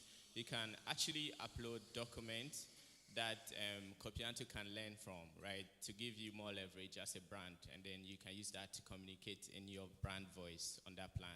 We also do have enterprise plans for more like detailed and technical things that you probably want that Copianto doesn't readily offer to everyone. Yeah. Right. So we'll take our last word. You have a, I think, question. Okay. Hello, everyone. So I'm speaking from the aquaculture perspective of things, right? I'm a fish farmer. I do run content online using my YouTube channel. A lot of people do consume our content. I think in a month we do like 100,000 views from what we put out there. And sitting down and listening to a lot of the discussions, yes, sometimes we try to find ways to come up with content. So we sometimes use Chat GPT, and then also now I'm trying to find out. You are saying with your brand, okay, trying to understand what people say about you guys. So we are on Instagram. We are also on YouTube. Okay, how does the service you do have now? How can it help us as a business? Because we are the ones currently. When you go online, anything fish farming in Ghana, my content will come up. So, and I'm also working together with the Chamber of Aquaculture Ghana to try to project fish farming to every single person in the country. So we know people do come up with feedbacks. People have a lot of things that they say, you understand? So how can I use what you guys have? How can I use that as a solution to probably find ways and means to be able to take the feedback and then help better what we do, and then other people as well? Yes. So we do have a website where we put out content in terms of anything about your regular business that you put on your website, but then normally we put out frequent content as well. So how can whatever you have, how can it help us as a business to better every single aspect of what we do? Yes. I think Evelyn wants to. I think that's like you have given a brief to an agency, help me do marketing for my brand. And how I use Copianto is, first of all, like you said, you write articles. There are already existing things that you've done out there. I'll look for the keywords, your articles or your content, come to Copianto. It's under brand analysis to get what mentions, what sentiments people are having towards your brand, even get ideas on content, like what content should you be writing about. So it gives you these recommendations and suggestions. Then from that, you can go ahead and take it to the creation, the content creation part, and pick that same topic, paste it there, and it will give a whole write-up for you to go And then the beauty about Copianto is you choose how you want the email or the content to sound. Do you want it professional? Do you want it personal? Do you want it friendly? Like, it has all these different emotions. So whatever you key in is the output you'll get. If you want it very professional, then they will write it, or the response it will give you will be a more professional one. If you want it friendly, it will give you a friendly one. So you start from analyzing your brand, then the suggestions and recommendations that they will give you after analyzing what people are saying, and take that to creating content that then will sit right with your audience when you publish it. Yes, so I think Evelyn really explained it. Technically, how do we do it? It's like this. What's the name of your brand? Sorry. Latimer Farms, right? So let's say I go to Copianto and I put in the name of my brand and the brand monitoring tool, right? It's basically searching anywhere on the internet, right? Picking information from web, social, is it YouTube, right? Twitter, all those places. And it's going to pick anything that has your brand in it. And it's going to put all this in the data that you can analyze, graphics, visuals, and all that. You can see the sentiments. Are they negative, positive, or are they just neutral stuff that people are saying? You know, you can even get a lot of information about things that people are asking, not necessarily negative or positive sentiment. And you can even see location-based, right? Where are they? And how bad is it? How can you address it? And the good thing is that you can actually find links to all these things. You can go there and then respond as a brand. Unfortunately, we can't take any further questions, but our panelists are here throughout, so we could get in touch with them with any further question. And if you want to try Copianto, I'll let Daniela get you. Yes, so you can just go to your browser and type www.copianto.ai and you'll have access to it. Copianto is spelled Copianto. Copianto. Thank you. Or you can scan the QR code on the banner there, and that's even easier. Yeah. Thank you very much.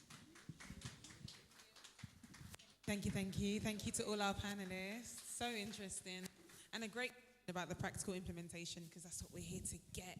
So next up, we have Irina. I can't see her. There she is. There she is. So she'll be giving us our deep dive, our second deep dive. And I'm going to hand over to her now.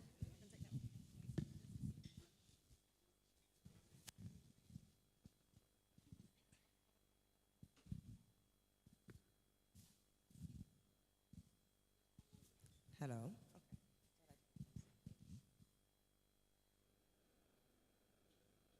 Okay. So my name is Irina Oduro. As stated earlier, I work for Kudigo. We create retail technologies for the local market, for the African market. But I'm not here to specifically talk about that. Tanisha invited me because I think by the beginning of 2023, I thought I was going to AI my whole life.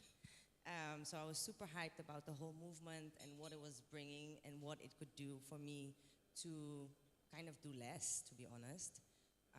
So I'm kind of here to share my experiences, hear from you guys where you are in your journey and exploring it. So as we all know, obviously Chat GPT made a lot of noise. It was almost scary not to jump on board because there were these thousands, which probably also AI generated captions and all these things that we use it for as well, that you can lose your job if you don't jump on board. 1,000 ways to make $1 million using Chat GPT. Trust me, I've seen them all because I was like, I don't want to miss out on this. But at one point I was like, you know what, I get that, but what does it actually do and what can it do for me? Is it really realistic for me to think if I follow this YouTuber's steps that I'm actually going to make $1 million by the end of the year? No, because once I followed the tutorials, I realized I need to have a strong concept, I need to have access to products, drop shipping, whatever they were trying to sell me, which was also something that I'm not interested in. I like to build multiple businesses, so I'm always looking for the next hustle, if you want to call that. Sometimes I'm the type of person, I just kind of want to see if it works. I'm not really interested in building it all out. I have a lot of questions, and I like harassing people for answers. So I was like, okay, I tried it, I paid for it, and what do I actually do with it? What can it mean for me? And I realized that if I don't really sit with myself and ask myself, what do I want this tool to do for me, it's not going to figure it out by itself. I think we mentioned that today a couple of times, where we were like, okay, it's learning from us. But if I'm still trying to figure out what I'm trying to do, how can I teach this tool to do what I'm actually maybe either too lazy to do or I'm not interested in doing to simplify my life? I'm a mom of a 3-year-old, so I feel like the whole toddler experience is constant machine learning, right? He's asking me questions, I'm asking him questions. So I try to kind of make that part of my life. Like, okay, this is my little tool and this is my digital tool. So I like to kind of, I think people know me as someone who, I like to cut corners. I don't like to do things that will take a lot of my time because I'm impatient. So I joined this newsletter that says, you probably need a robot. And I was like, I probably do. I just don't know what I need it for right now. But I just want to jump on this trend and see how it can help me make more money, have more free time, do less of the things that I love actually. And so I suggest everybody to definitely reach out to the newsletter. You probably need a robot. Google it. It's a newsletter that kind of digests and summarizes everything that's going on in the field of AI, because they try a lot of new things out. They give you the summaries. It works, it doesn't work. There's a lot of talk about how we're going to regulate this whole artificial intelligence thing, which already sounds scary by itself. So after my ChatGPT experience, I realized that, okay, if I'm really interested in using this tool, I need to be clear with myself with exactly what I want it to do for me. Okay, I write a couple of captions, I talk to it, I explore. It's my second Google now. As Tanisha stated, like, it's important that you ask the right questions. How can I write a business plan for this specific business model? It will give me also a lot of generated responses that I'm really not interested in. I'm sure a lot of people also have pressed, stop auto-generate, because at one point it just starts blabbing towards me and it's not really giving me what I want. Which then again I panic because it's a load of information. So going back to that again, I so really sat with myself and realized, okay, I want it to obviously make my work life easier. I'm not a big fan of constantly communicating. I'm constantly on WhatsApp, on email, so I streamlined that for myself and created some auto-responses where I can just like, okay, this is important, this is not important, so I'm not constantly on high alert when there's communication coming in. That's something that I use AI for as well. I use AI for, I'm a graphic designer by background. I don't use it to generate AI images. I tried that. I think it's a bit limited because if I have an idea in my head, yeah, exactly. And then AI, the images that came out was not really what I had in mind. So I've learned that this whole AI explosion of tools is also still really progressing. There's so many tools that I've tried out. And if you can shoot me an email if you're looking for something specific, I'm sure I've saved it somewhere. And I am the type of person that will go out and do a trial, sign up, get up my card, sign up, test it out, and within an hour I can tell if this will work for me or not. A lot of tools oversell themselves because everybody's projecting themselves like they can really take over a big part of your life. And as someone who has tried a lot of them, I believe that's not true. You realize that the amount of human interaction it still needs really comes down to yourself, which is fine. But a lot of tools also use it as a way to get to learn exactly what are people doing on our platforms. So sometimes you feel a bit cheated because I logged in to figure out what can you do for me, and you're asking me all these questions on top of questions on top of questions, and not giving me the answers. So I think it's really important to see how you can screen through all these tools that you think might be helpful, because they also use auto-generated captions to lure you in. And I think that really comes down to being very specific about what your needs are. Also being very specific about how much time do you really want to invest in getting to know a tool, because once you invest and you pay for a tool, which some of them, yes, are costly, you have to also really decide if it's a tool that you can grow and scale with. It can be your personal life or your business. So honesty and reflection toward yourself and what you want these AI tools to do for you was, for me, a journey that I'm still on. I try out a lot of AI tools every 2-3 times a week, and most of the times after 30 minutes, I'm like, I can't do this. I can't learn the whole dashboard, the whole new interface. You know, I'm getting overwhelmed. There's so much information, and it's just not clear. So I also came here to kind of say, like, don't pressure yourself too much. Experiment. Don't feel that there's a specific need. If I don't jump on this today, tomorrow, that I'm lacking or I'm failing in my business. There's a lot of great tools here that are being developed locally as well and internationally. But I think at least acknowledging the fact that these tools are there, that you can use them, and that you can better your business with them, but take time to study and learn them. Because also it takes a lot of commitment of input and time that you put in one tool to, you know, explore it. And then you realize, I just wasted 2 months in explaining this to my team, and I actually don't really even feel like the tool is sufficient for us. So out of curiosity also, like, what kind of tools are most people looking here for? Who's looking for a marketing tool to make marketing a bit easier in their lives for their day-to-day business? Marketing. What about content generation? So writing, copywriting. It's clear we don't like writing a lot. Art. So you're an artist? Oh, advertisements, okay. What kind of tool do you use for that? Copianto, okay. Okay. Okay.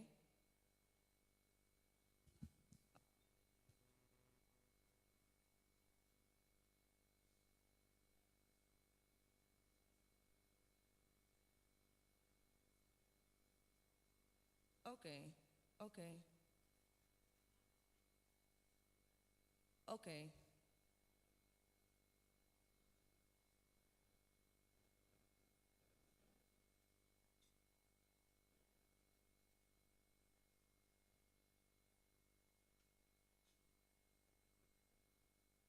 Okay, that's very clear. Okay, that's a very technologically, or, you know, a lot of ad talking for maybe some people that have never experienced it. I know that ads, they really need a lot of attention for detail if you really want to, you know, get your money's worth out of it. Okay, so besides all the marketing and the advertisement, any other tools anybody here is using or considering in using?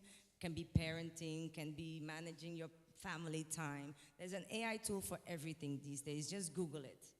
From cooking to learning to the way you spend your money, the way you shouldn't spend your money, the way you should invest your money. Anything else? I mean, I like Chat GPT. I like Physiology.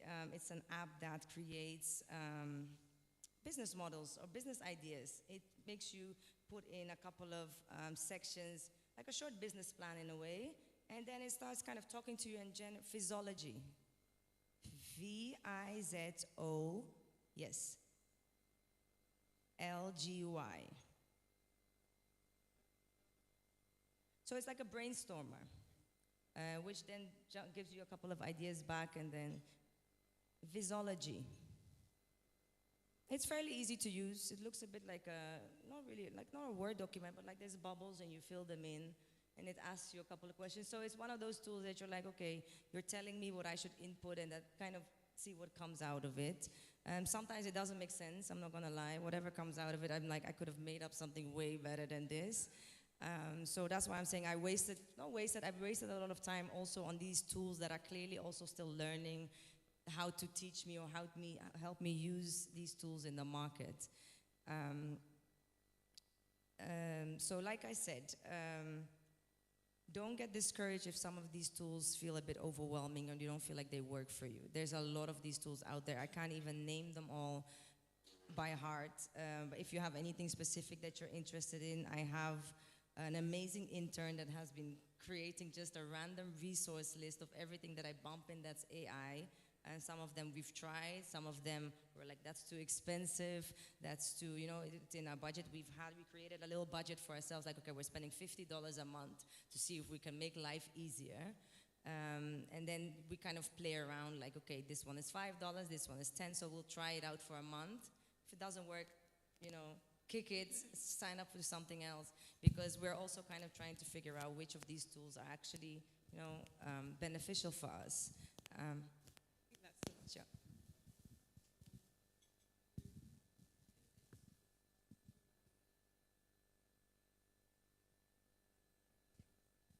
Yes.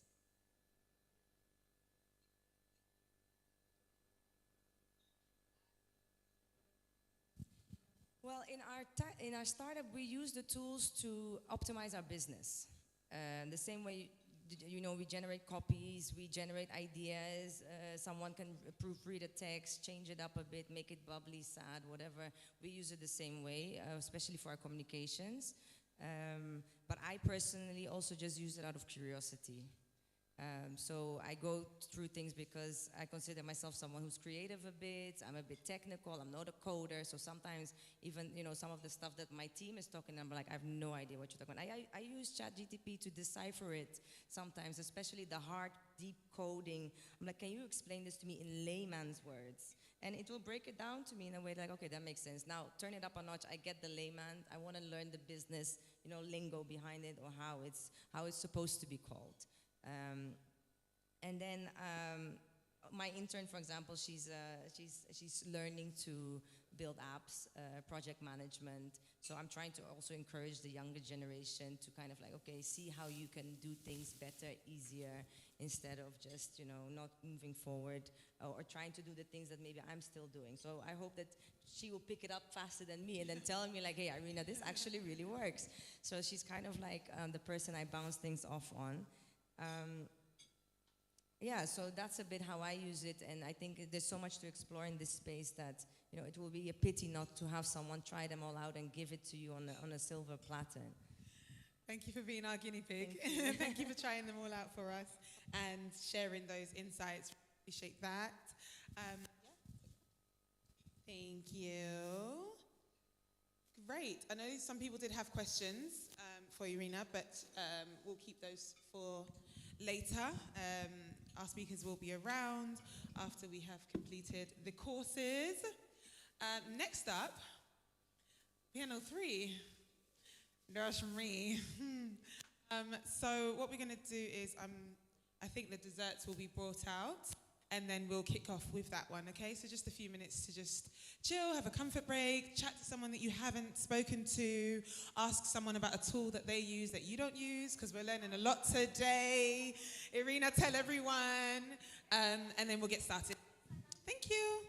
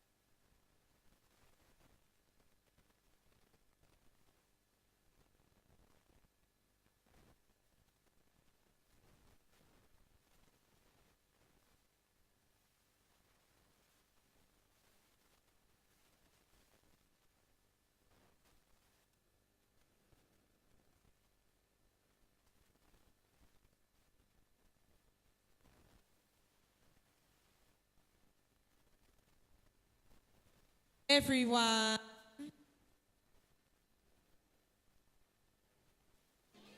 Hi, everyone.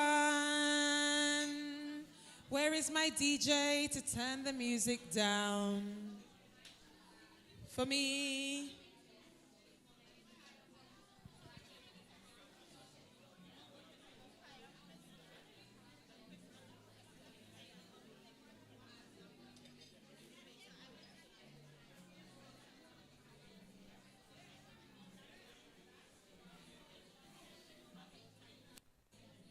Hello, hello. Can everyone take their seats for me, please? We're going to get some dessert and start the final panel.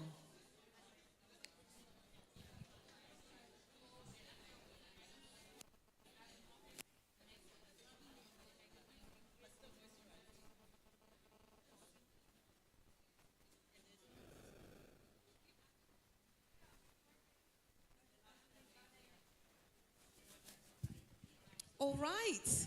I think everyone, I just love how you're talking, guys. Guys, don't worry. You will still have each other. It's okay. You can stop. You're not going anywhere. You know, after this, we're going to go upstairs and continue networking, and they have apparently happy hour, so you'll be very happy. So if you don't mind, I'm going to start panel 3. Is that okay? Can I start panel 3? Do you give me permission? Am I allowed to start panel 3? Is that okay? Please. Please. Beatrice is not approving. All right. So for panel 3, I would like to invite Cece, Jessica,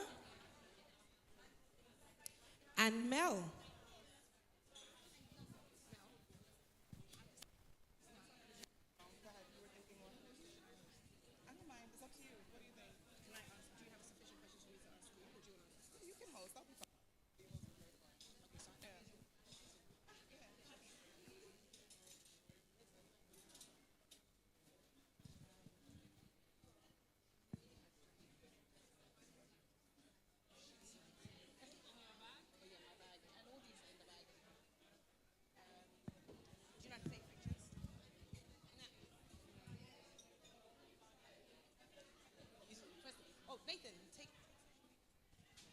All right.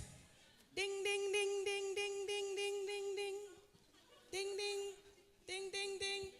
Ding, ding, ding, ding, ding, ding. Can everyone stop having so much fun, guys? Seriously. Seriously.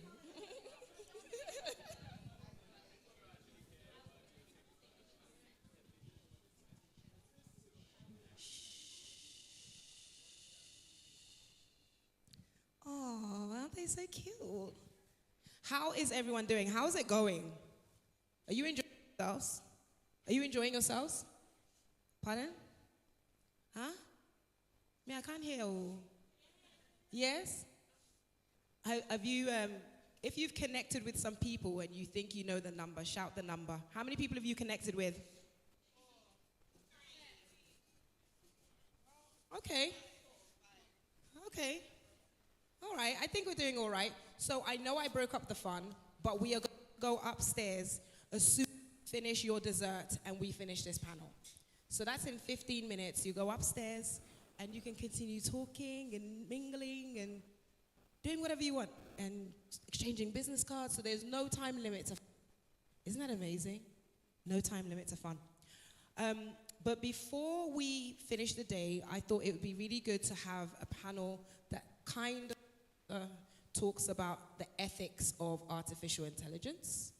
So not necessarily, you know, from the side of the builder, but in terms of us and how to be responsible users of AI.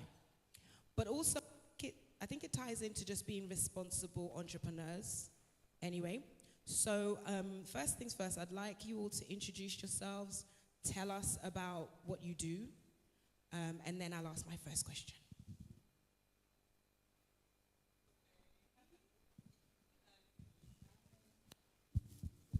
Hello. Okay. Hi. let's act like we've not met today at all, and I've not spoken to you at all today. I've been your host. I'm Cecilia Ajay. Everybody calls me Cece. I am a brand and cultural marketing strategist. I am also a co-founder of a boutique communications and creative agency based in Accra, London, and Johannesburg. And we work with brands, international brands, helping them to assimilate into Africa and do a lot of other things. But let's not dwell. Okay? Well, I'm sure you... Is it working? Hi, can you hear me? Perfect. My name is Jessica Zwenis. I am going to try to talk very slowly because I tend to rattle on. I'm what you will call, or what I call, a business therapist. I'm a business development consultant and a financial consultant as well. I also do event management, which is why you see me running around.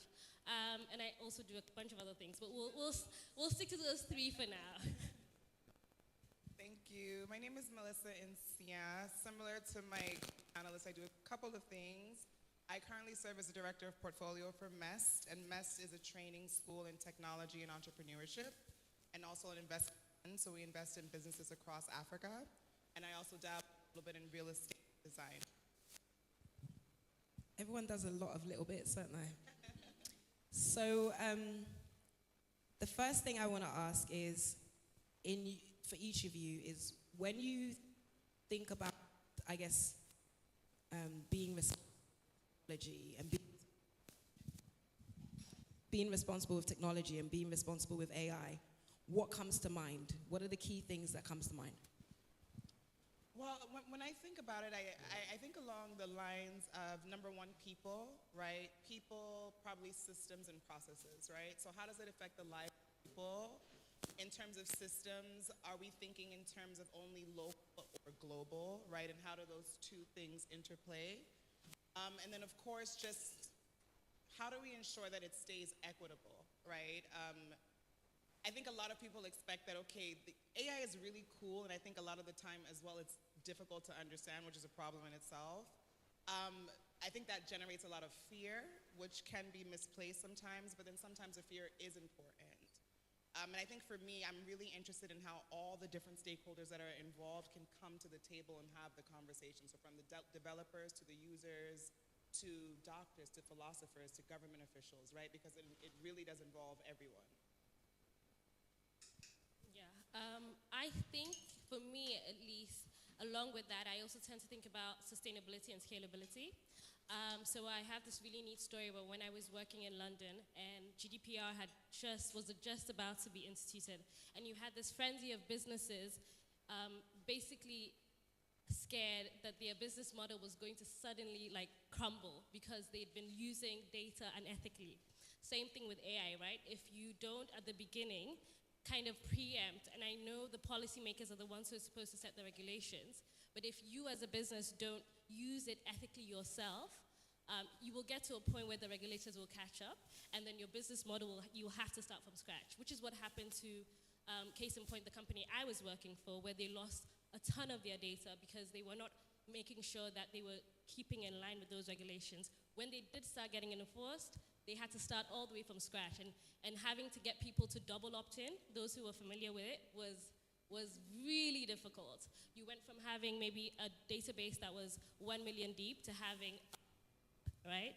Same thing with AI and how we think about it in terms of our businesses being sustainable and scalable. We have to be able to use it ethically so that we can last the journey and the length of time, essentially. I echo both of those points. I would say what comes to mind when I think ethics and AI is fear, because I was one of those people that was like, what on the earth is this Chat GPT, and why does it know more than anyone? It was just born, what's going on? Until I started to understand the benefits of it. But we do have to think about the fact that regulations are not yet in place fully for AI. Obviously in the States and in the UK, there's a lot of work being done, but in Africa, regulations for AI are not as advanced as they should be by any means. And when I speak about fear, I think about brands that, to Jessica's point, data. So we had Alexa that was just listening to your conversations, and they got called out for that. Cambridge Analytica. I mean, we could go on, and these are the big dogs, let alone, small businesses and small brands having to be very careful and mindful about how they use tools, how they use AI, how they use these kind of technological resources. Okay, so we're speaking about being responsible. Does anyone have any questions at the moment? Good. Because I was like, they said a lot and I'm confused. So, Irina? When you guys say unethical uses, what do you mean? Like, give me as simple as like small, medium-sized company. What could they do that could cause damage? That's my first question. So we're thinking, thank you for your question. So when we're thinking about kind of what damage they do, I'd challenge that with the answer of when you're not telling people what you're doing, you're keeping it from them. So a simple opt-in box, again, as Jessica mentioned, to take their data, that's just standard. You should be doing that anyway if you're taking data from your audiences. But how about also we're using AI to generate personalized information for our brand to service you in the best way possible. Because personalization and AI, synonymous, so important. And if we're not just being a bit transparent about it, Netflix are pretty good at just telling you that, this has been, we use personalization to collect your data so you know how many rom-coms that you can watch in a week. So just be mindful of how you show up. And, ethics is all about transparency and being clear. And I think for small businesses, don't be so afraid, and we're not trying to instill fear. Instead, get it right. Just do well from the offset and just say, we're out here using AI to make your life better. Kisses. And I would like to say, along with that, you also have kind of like a pyramid effect. So as a small business, you might use it unethically, but what you don't realize is big businesses are using you. So you are collecting somebody's data down in Accra, and then Facebook is now taking your data, which has that data encapsulated in it. So there is that domino effect, there is that networking effect that is contingent on your ethical behavior and your ethical usage. I think the last part of it would just be, of course, it's always a conversation about employment and unemployment, right? So I think technologies in general that also pretty much take over mass industries and mass jobs, there's always the conversation about, okay, so how do we actually transition, right? Maybe maybe not the technology itself isn't ethical, but is the implementation of it ethical, right? So that's another side of looking at it as well. Okay, one second. Okay, don't worry, we got you, boo-boo, we got you. So I was just gonna add to that. So for example, in the higher education sector, there's a tool I love to use in our business called Coda. But when I was working on the last project, I was working with the last university, they had this huge issue with Coda because Coda was building an AI. And the point of the AI would have been, well, it is, to help you understand. So Coda has columns, it's like an Excel spreadsheet, but quite really super advanced, amazing, better than Excel. And so the idea would be, let's say I could make a new form, and using the data from the form over there, I could get this new form to fill itself. This is where we are now. Before I was filling, now it's filling by itself. But their problem with it was that, well, in order for the AI to use that data to refill new data, does that mean that the university has shared the data with Coda? So I think that that's another aspect of using these things responsibly, is that when you take your information, you put it somewhere else, you're also sharing it. And the question being then, do you have permission if you're not, the most senior person in the organization? Or what could these risks be? What happened if there was a leak? So I know we're dealing with entrepreneurship, but just thinking from the mindset of when I'm an executive in an organization, that's the kind of thing that I would think about. I love this thing in my own business, but in a university environment. And then we talk about GDPR, which is the General Data Protection Regulations that, I don't know, is it in Ghana or is it still in Europe?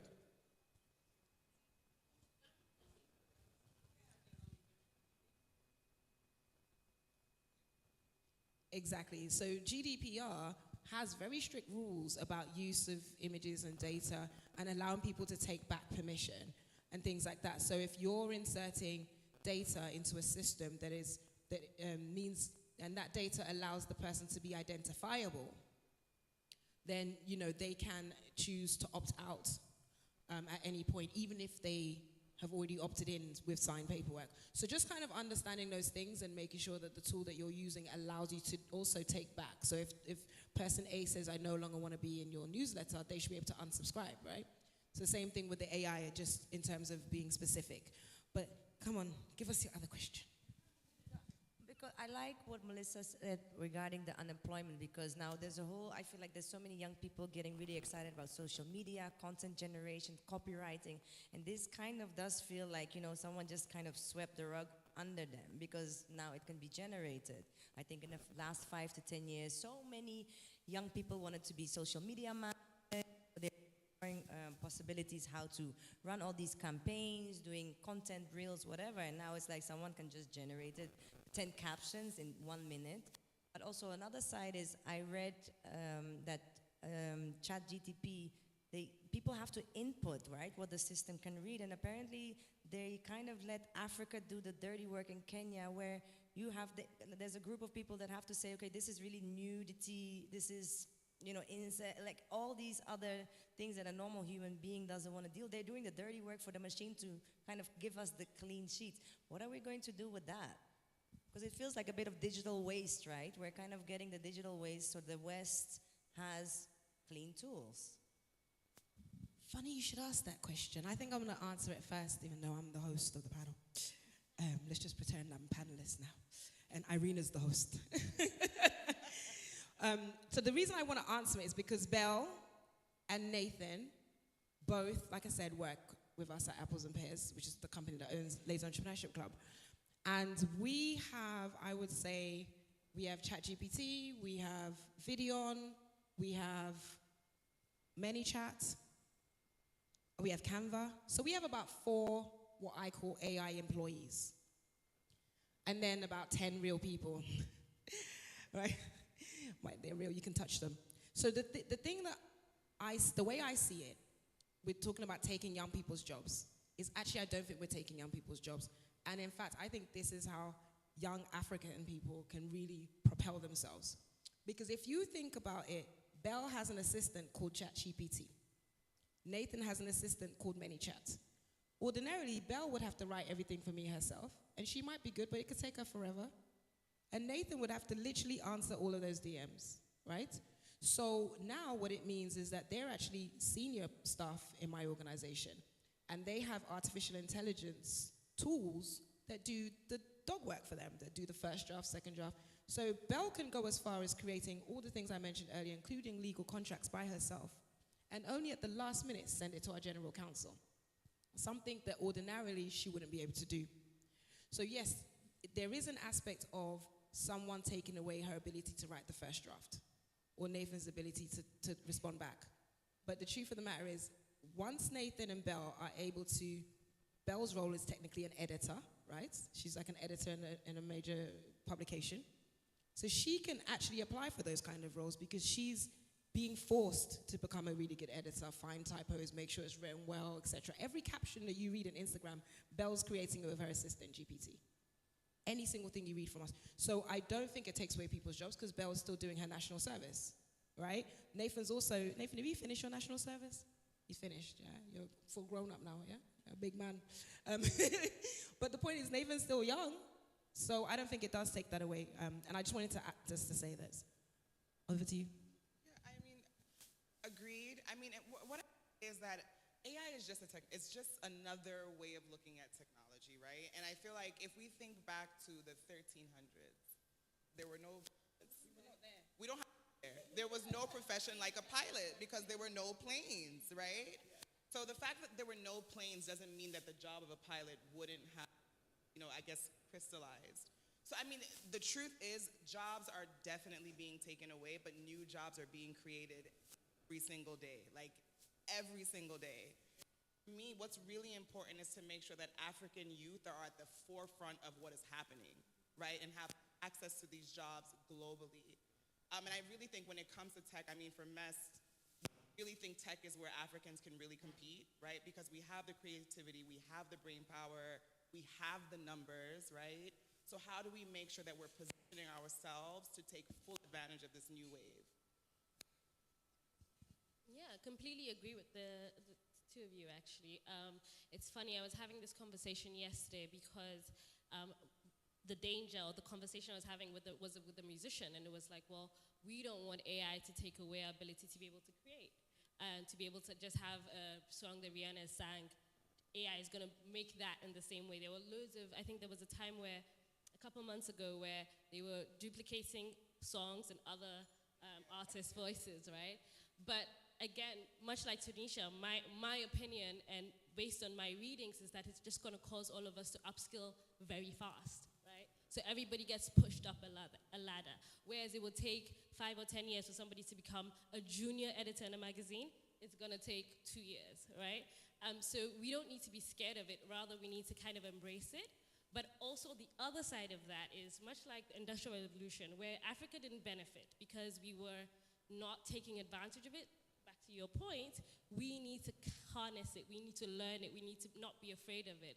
Otherwise, I don't know if any of you have tried to use ChatGPT to write a speech. I have. If you're writing it on West African statistics, nothing comes up. It just puts X in there because we have to put in that information, and what we have is a knowledge gap in Africa where we don't know what the unemployment rate in Accra is. We can only extrapolate what the unemployment rate in Ghana is based on World Bank 2000. Exactly. So now the responsibility is on us to find that information, put it in the AI so it can learn. Because bear in mind, it's only learning. It cannot learn when there's no foundation. So that's kind of the thinking. That's where the gap is. That's where the jobs are, us finding information. No, I completely agree with that, and I've had the challenges of trying to use our friends at ChatGPT to help me answer stuff about the continent.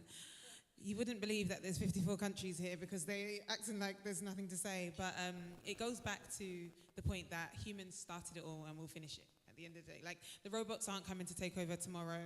They're probably busy. We've still got time. But what I will say is, it's just kind of, for me, like, and I'm not going to use the Industrial Revolution or anything educated like that. I'm going to use my mum. Because when I had the job of teaching her how to use WhatsApp, yeah, and I'm talking about for real, I thought, oh yeah, it was just to send me messages because she's over there and I'm here to keep in touch. And then she starts forwarding me stuff from aunties and uncles and all of these scary things and don't watch this, don't watch that. And it's the same thing. It's like you learn a tool and you're teaching a tool, but you have to start from somewhere. And however they use that tool, believe you, she's been blocked many times. However you use that tool is up to you, you know, and it's up to you and how you implement that into your business. But the foundations remain. People have to put the data in to get the data out, and it's going to be like that. So there is a fear that jobs are being taken, and they are. They definitely are. We've had LinkedIn, Twitter offices, for example, you know, like just on our soil, close, just like that. So technology is taking over in a really dramatic way, but the jobs are being created daily. And when you've got organizations like MEST pioneering that here, for us, we can't ignore that. And for the youth that still want to be rappers, basketballers, I employ them to just keep going, but on the side, hustle. Get into tech, get familiar with what's going on, because no matter what we do, it's not going away. It's not going away, we can't ignore it, and it's going to be part of every industry. I wanted to add as well, whilst we're talking about the youth, the amazing learning opportunity for them as well. Remember when I spoke earlier, I was speaking about asking GPT questions. So my son loves to ask like GPT loads of questions before an exam, especially because he doesn't like to read. And this one used to read comic books and make me buy them. But now he doesn't like reading. So what he does instead is he talks to GPT. He's like, I don't know what he asks it, because you know he's studying music management. But the way he explained it to me is, if he knows he has an exam on a certain topic, he makes GPT his teacher for like the day before the exam.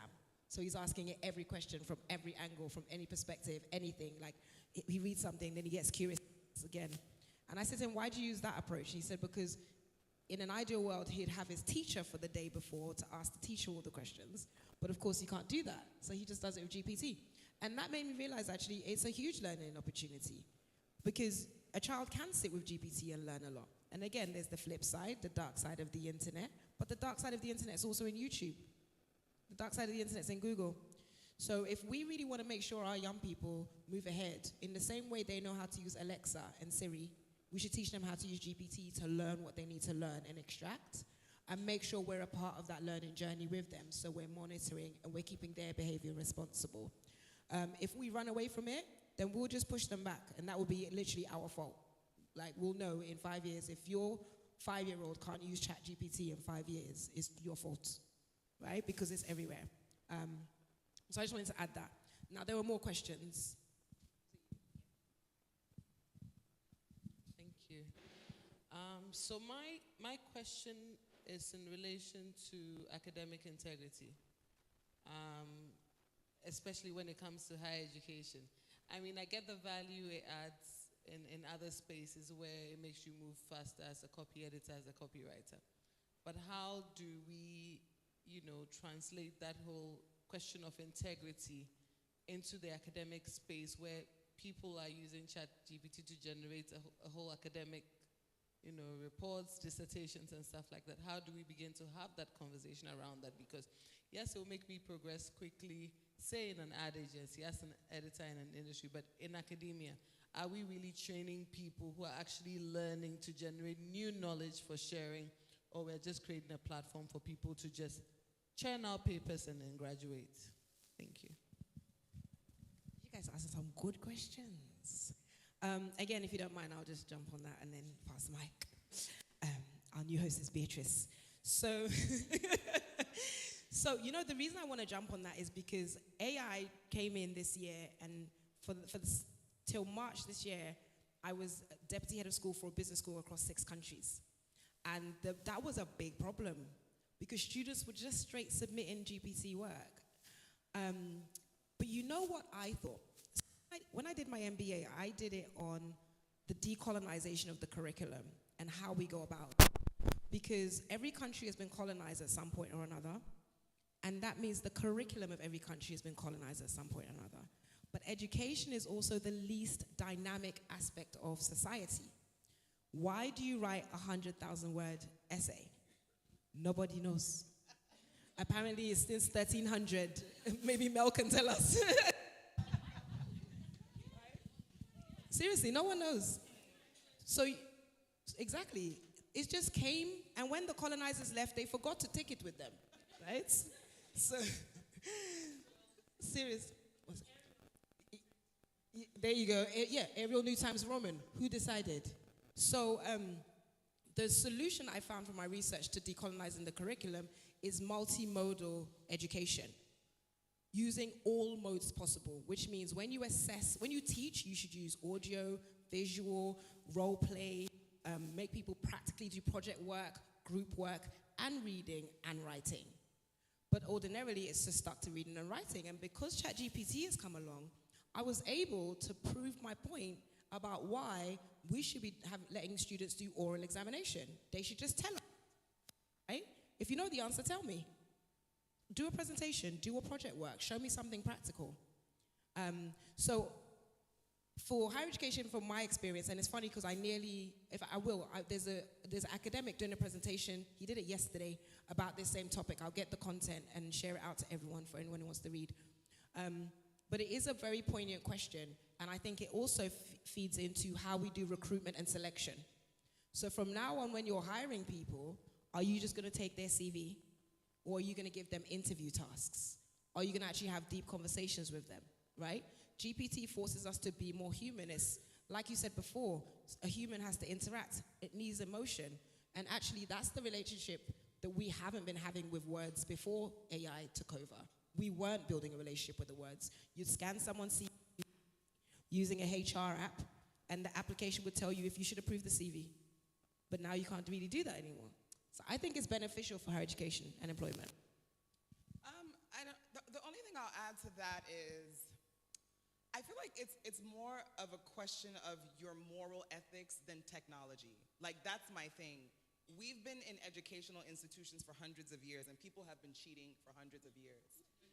No, but it's a fact. Like, that's just human behavior. And I feel like whether you're going to cheat or not is less about the medium for cheating and more about your ethical code. So So my thinking for institutions is, what are they doing there? Like, how are we really building a society of people who don't need to be policed, right, in these type of spaces? That's the only thing I would add to what Tanisha said. So my answer is going to differ a little bit.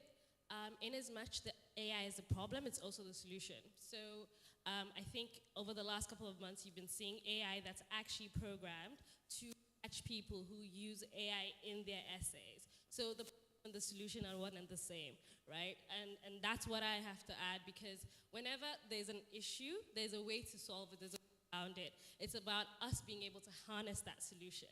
So is that solution accessible to us? Can we use it? Is it going to be at a price point that like a Legon, University of Ghana, for instance, can afford? Or is it going to be so inaccessible that we're still going to have, let's say, if I'm sitting and I decide I'm going to pay for ChatGPT to write my thesis, I can submit it to Legon and that's fine. That being said, let's consider the fact that in general as well, we are living in a society, unfortunately, where plagiarism is happening already, with or without these tools. So there's a lot of question back to you about and how we raise people and how we in our education to catch those people who don't want to. Yeah, exactly. Culprits, essentially. I will never say if I have been a culprit. Joking, but not joking. I think it's integrity. I'm just going to echo what the ladies have already said. I think it's integrity versus convenience, unfortunately. And especially when you're young and you're just like, I want to go outside, but I have to write this, 13,000 words thesis. You're like, why do I want to do this?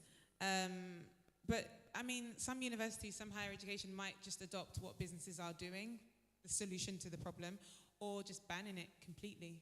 A lot of organizations don't use ChatGPT in their organizations. So that could be a solution. I don't have the answer to what the next step is, but I feel like personally, AI, tech is a tool for higher education, and it just needs to be managed and monitored correctly. We have a new host, guys. Hello, guys. So from listening since morning, I've seen like tons of valuable information being shared. Okay, and someone says her business is 4 months old, right? Someone has been running her business too for quite some time. My business is probably almost 3 to 4 years now, and I know the challenges we do face as young people trying to come up with businesses, right? Now you are trying to come up with the perfect product. You're also trying to come up with the sales bit, the marketing bit, and now we've discussed different AI tools. Okay, I was just sitting down, and Irene too was saying that she has profiled a lot of these tools. I wish that by the end of this particular training, we can say, all right, so for a young person who wants to start a business, or you have a business, now there is A, B, C, D, you can go to, so that anybody over here can easily just visit that place, and then you can pick A, B, C, and use that. For example, there's Copianto. So I was sitting, I was saying, okay, so I have to see their team, and then maybe they will give me someone. But if there is a system in place, then I know that, okay, Copianto has someone as part of the team who undertake anybody as part of the program who wants to do something like this. Group Ella will do that, and then I think for practical reasons. Okay, thank you. So luckily for you, we already thought about all of this. Copianto already said that they're willing to do training, am I right? So that's why earlier I said if there is anything you find today and you want to do training, and then we'll combine it with anyone else as well who's part of the community but not necessarily at today's event. So definitely that will happen in terms of any of the tools. I'm sure, would you be okay with that for Ella as well? Perfect, so we've got those. And then Jessica's going to say I told you so right now. Because I did tell you so. But, so thank you. That's a beautiful segue into my shameless plug. So I'm actually also the head of partnerships for Apples and Pears. I work closely with Tanisha. And actually, when we were thinking about the workshop and the end of the format, what we did discuss was giving an AI directory, which will be available for the people who attended to give like the top tools you can use to start your business. So yeah, thank you for that. And also, this is a tool that you will have available to you once you're a member of LEC. So all the ladies here, please sign up. Your ticket comes with a 7-day trial. But if I were you, I will skip the trial and get straight to exactly, because it comes with a marketplace, access to a marketplace, which is not included in the trial. You can now play around with it. You get to talk to me directly, so I can show you how to use it. And you get to kind of tweak it and make it ready for our next Brunch and Learn, again, shameless plug, where you can now also have the opportunity to not only vend, but also use the marketplace to hopefully share with other people, because you're all going to come, right? Yeah, exactly. So yes, I don't know if Tanisha has anything to add, or my lovely speaker here. So we will do that. Now, in order for us to do, what we're going to do is we're going to create our own list. But the reason I was kind of like, Jessica, because I was thinking, well, how we more in the community. So what we'll also do, maybe tomorrow or Monday, send out an email so that if anyone uses tools that we don't know about, because if we hadn't have met if Daniela hadn't have reached out, we would not know about Copianto. And if not for Ilom, we wouldn't know about. So I think that yes, we can make that. But Mel, you're gonna have to feed in. You're gonna have to feed in. I think we all also have to feed into a made list, and then we'll add it to the directory so that it's not just from our limited perspectives in terms of AI. But yeah, that's a great point, and we will follow up on that. So you know what I need to do? I'm going to need to end this panel. Is that all right? I'm sorry. But only because upstairs we're going to use that for networking now, right? So if you've got some dessert in front of you, you want to take it up, be shameless about it, take it up. But before I end the panel, I want to say thank you so much to the panelists. Thank you. Thank you to our media team who've been doing the live streaming, live filming, and just always wow me with the way they just wow, you know. So thank you, team. Our ushers as well as our vendors. Monica, I hope the snacks are going upstairs. Okay. And thank you to all of you, because the truth of the matter is, yes, we have the general Ladies Entrepreneurship Club community, and we do talk about women a lot, but we have a lot of men in our space, right? And we enjoy that. So thank you to the men that have joined us and participated and asked questions. The getting a gender balance in Brunch and Learn is very, very important to us, because we don't work without men, right? The reason it's called the Ladies Entrepreneurship Club is just because I realized as an academic that post-21, we're better split by gender. So teaching young people up until 21 is very good to mix them gender-wise. Once it gets to post-21, the truth of the matter, gentlemen, is because we have our periods, we're just in a bad mood sometimes. And we talk about the impact of being female on our entrepreneurial journey, right? And so we need spaces. But Brunch and Learn is not that space. Brunch and Learn is where we come to talk about topics. So please feel free, you're always invited, always bring other people. So thank you for the men that came. Let's clap for the men. Really appreciate that. And then, of course, all of you, the women, you know, our Codis, our number ones, you know. Thank you so much for always making the time. We will see you, we're back on track first Saturday of the month, every month. So we will see you for Brunch and Learn next month. And I believe it's it's art and creative industries. Next month is all about art and the creative industries. So we'll see you back for some of it. So I'll see you upstairs, everyone. Thank you. Thank you. Oh, guys, sorry, a couple of housekeeping items. So upstairs we have pancakes from one of our vendors. So I think she's going to give pancakes to everybody to add to your dessert in case you wanted something else. And also the venue does have a happy hour also going on as well, which is half-price drinks till 7:30. So please feel free. Do you have any questions about FT or your membership or your 7-day trial? Grab me, ask me, or ask Tanisha as well. Thank you so much and have a good day.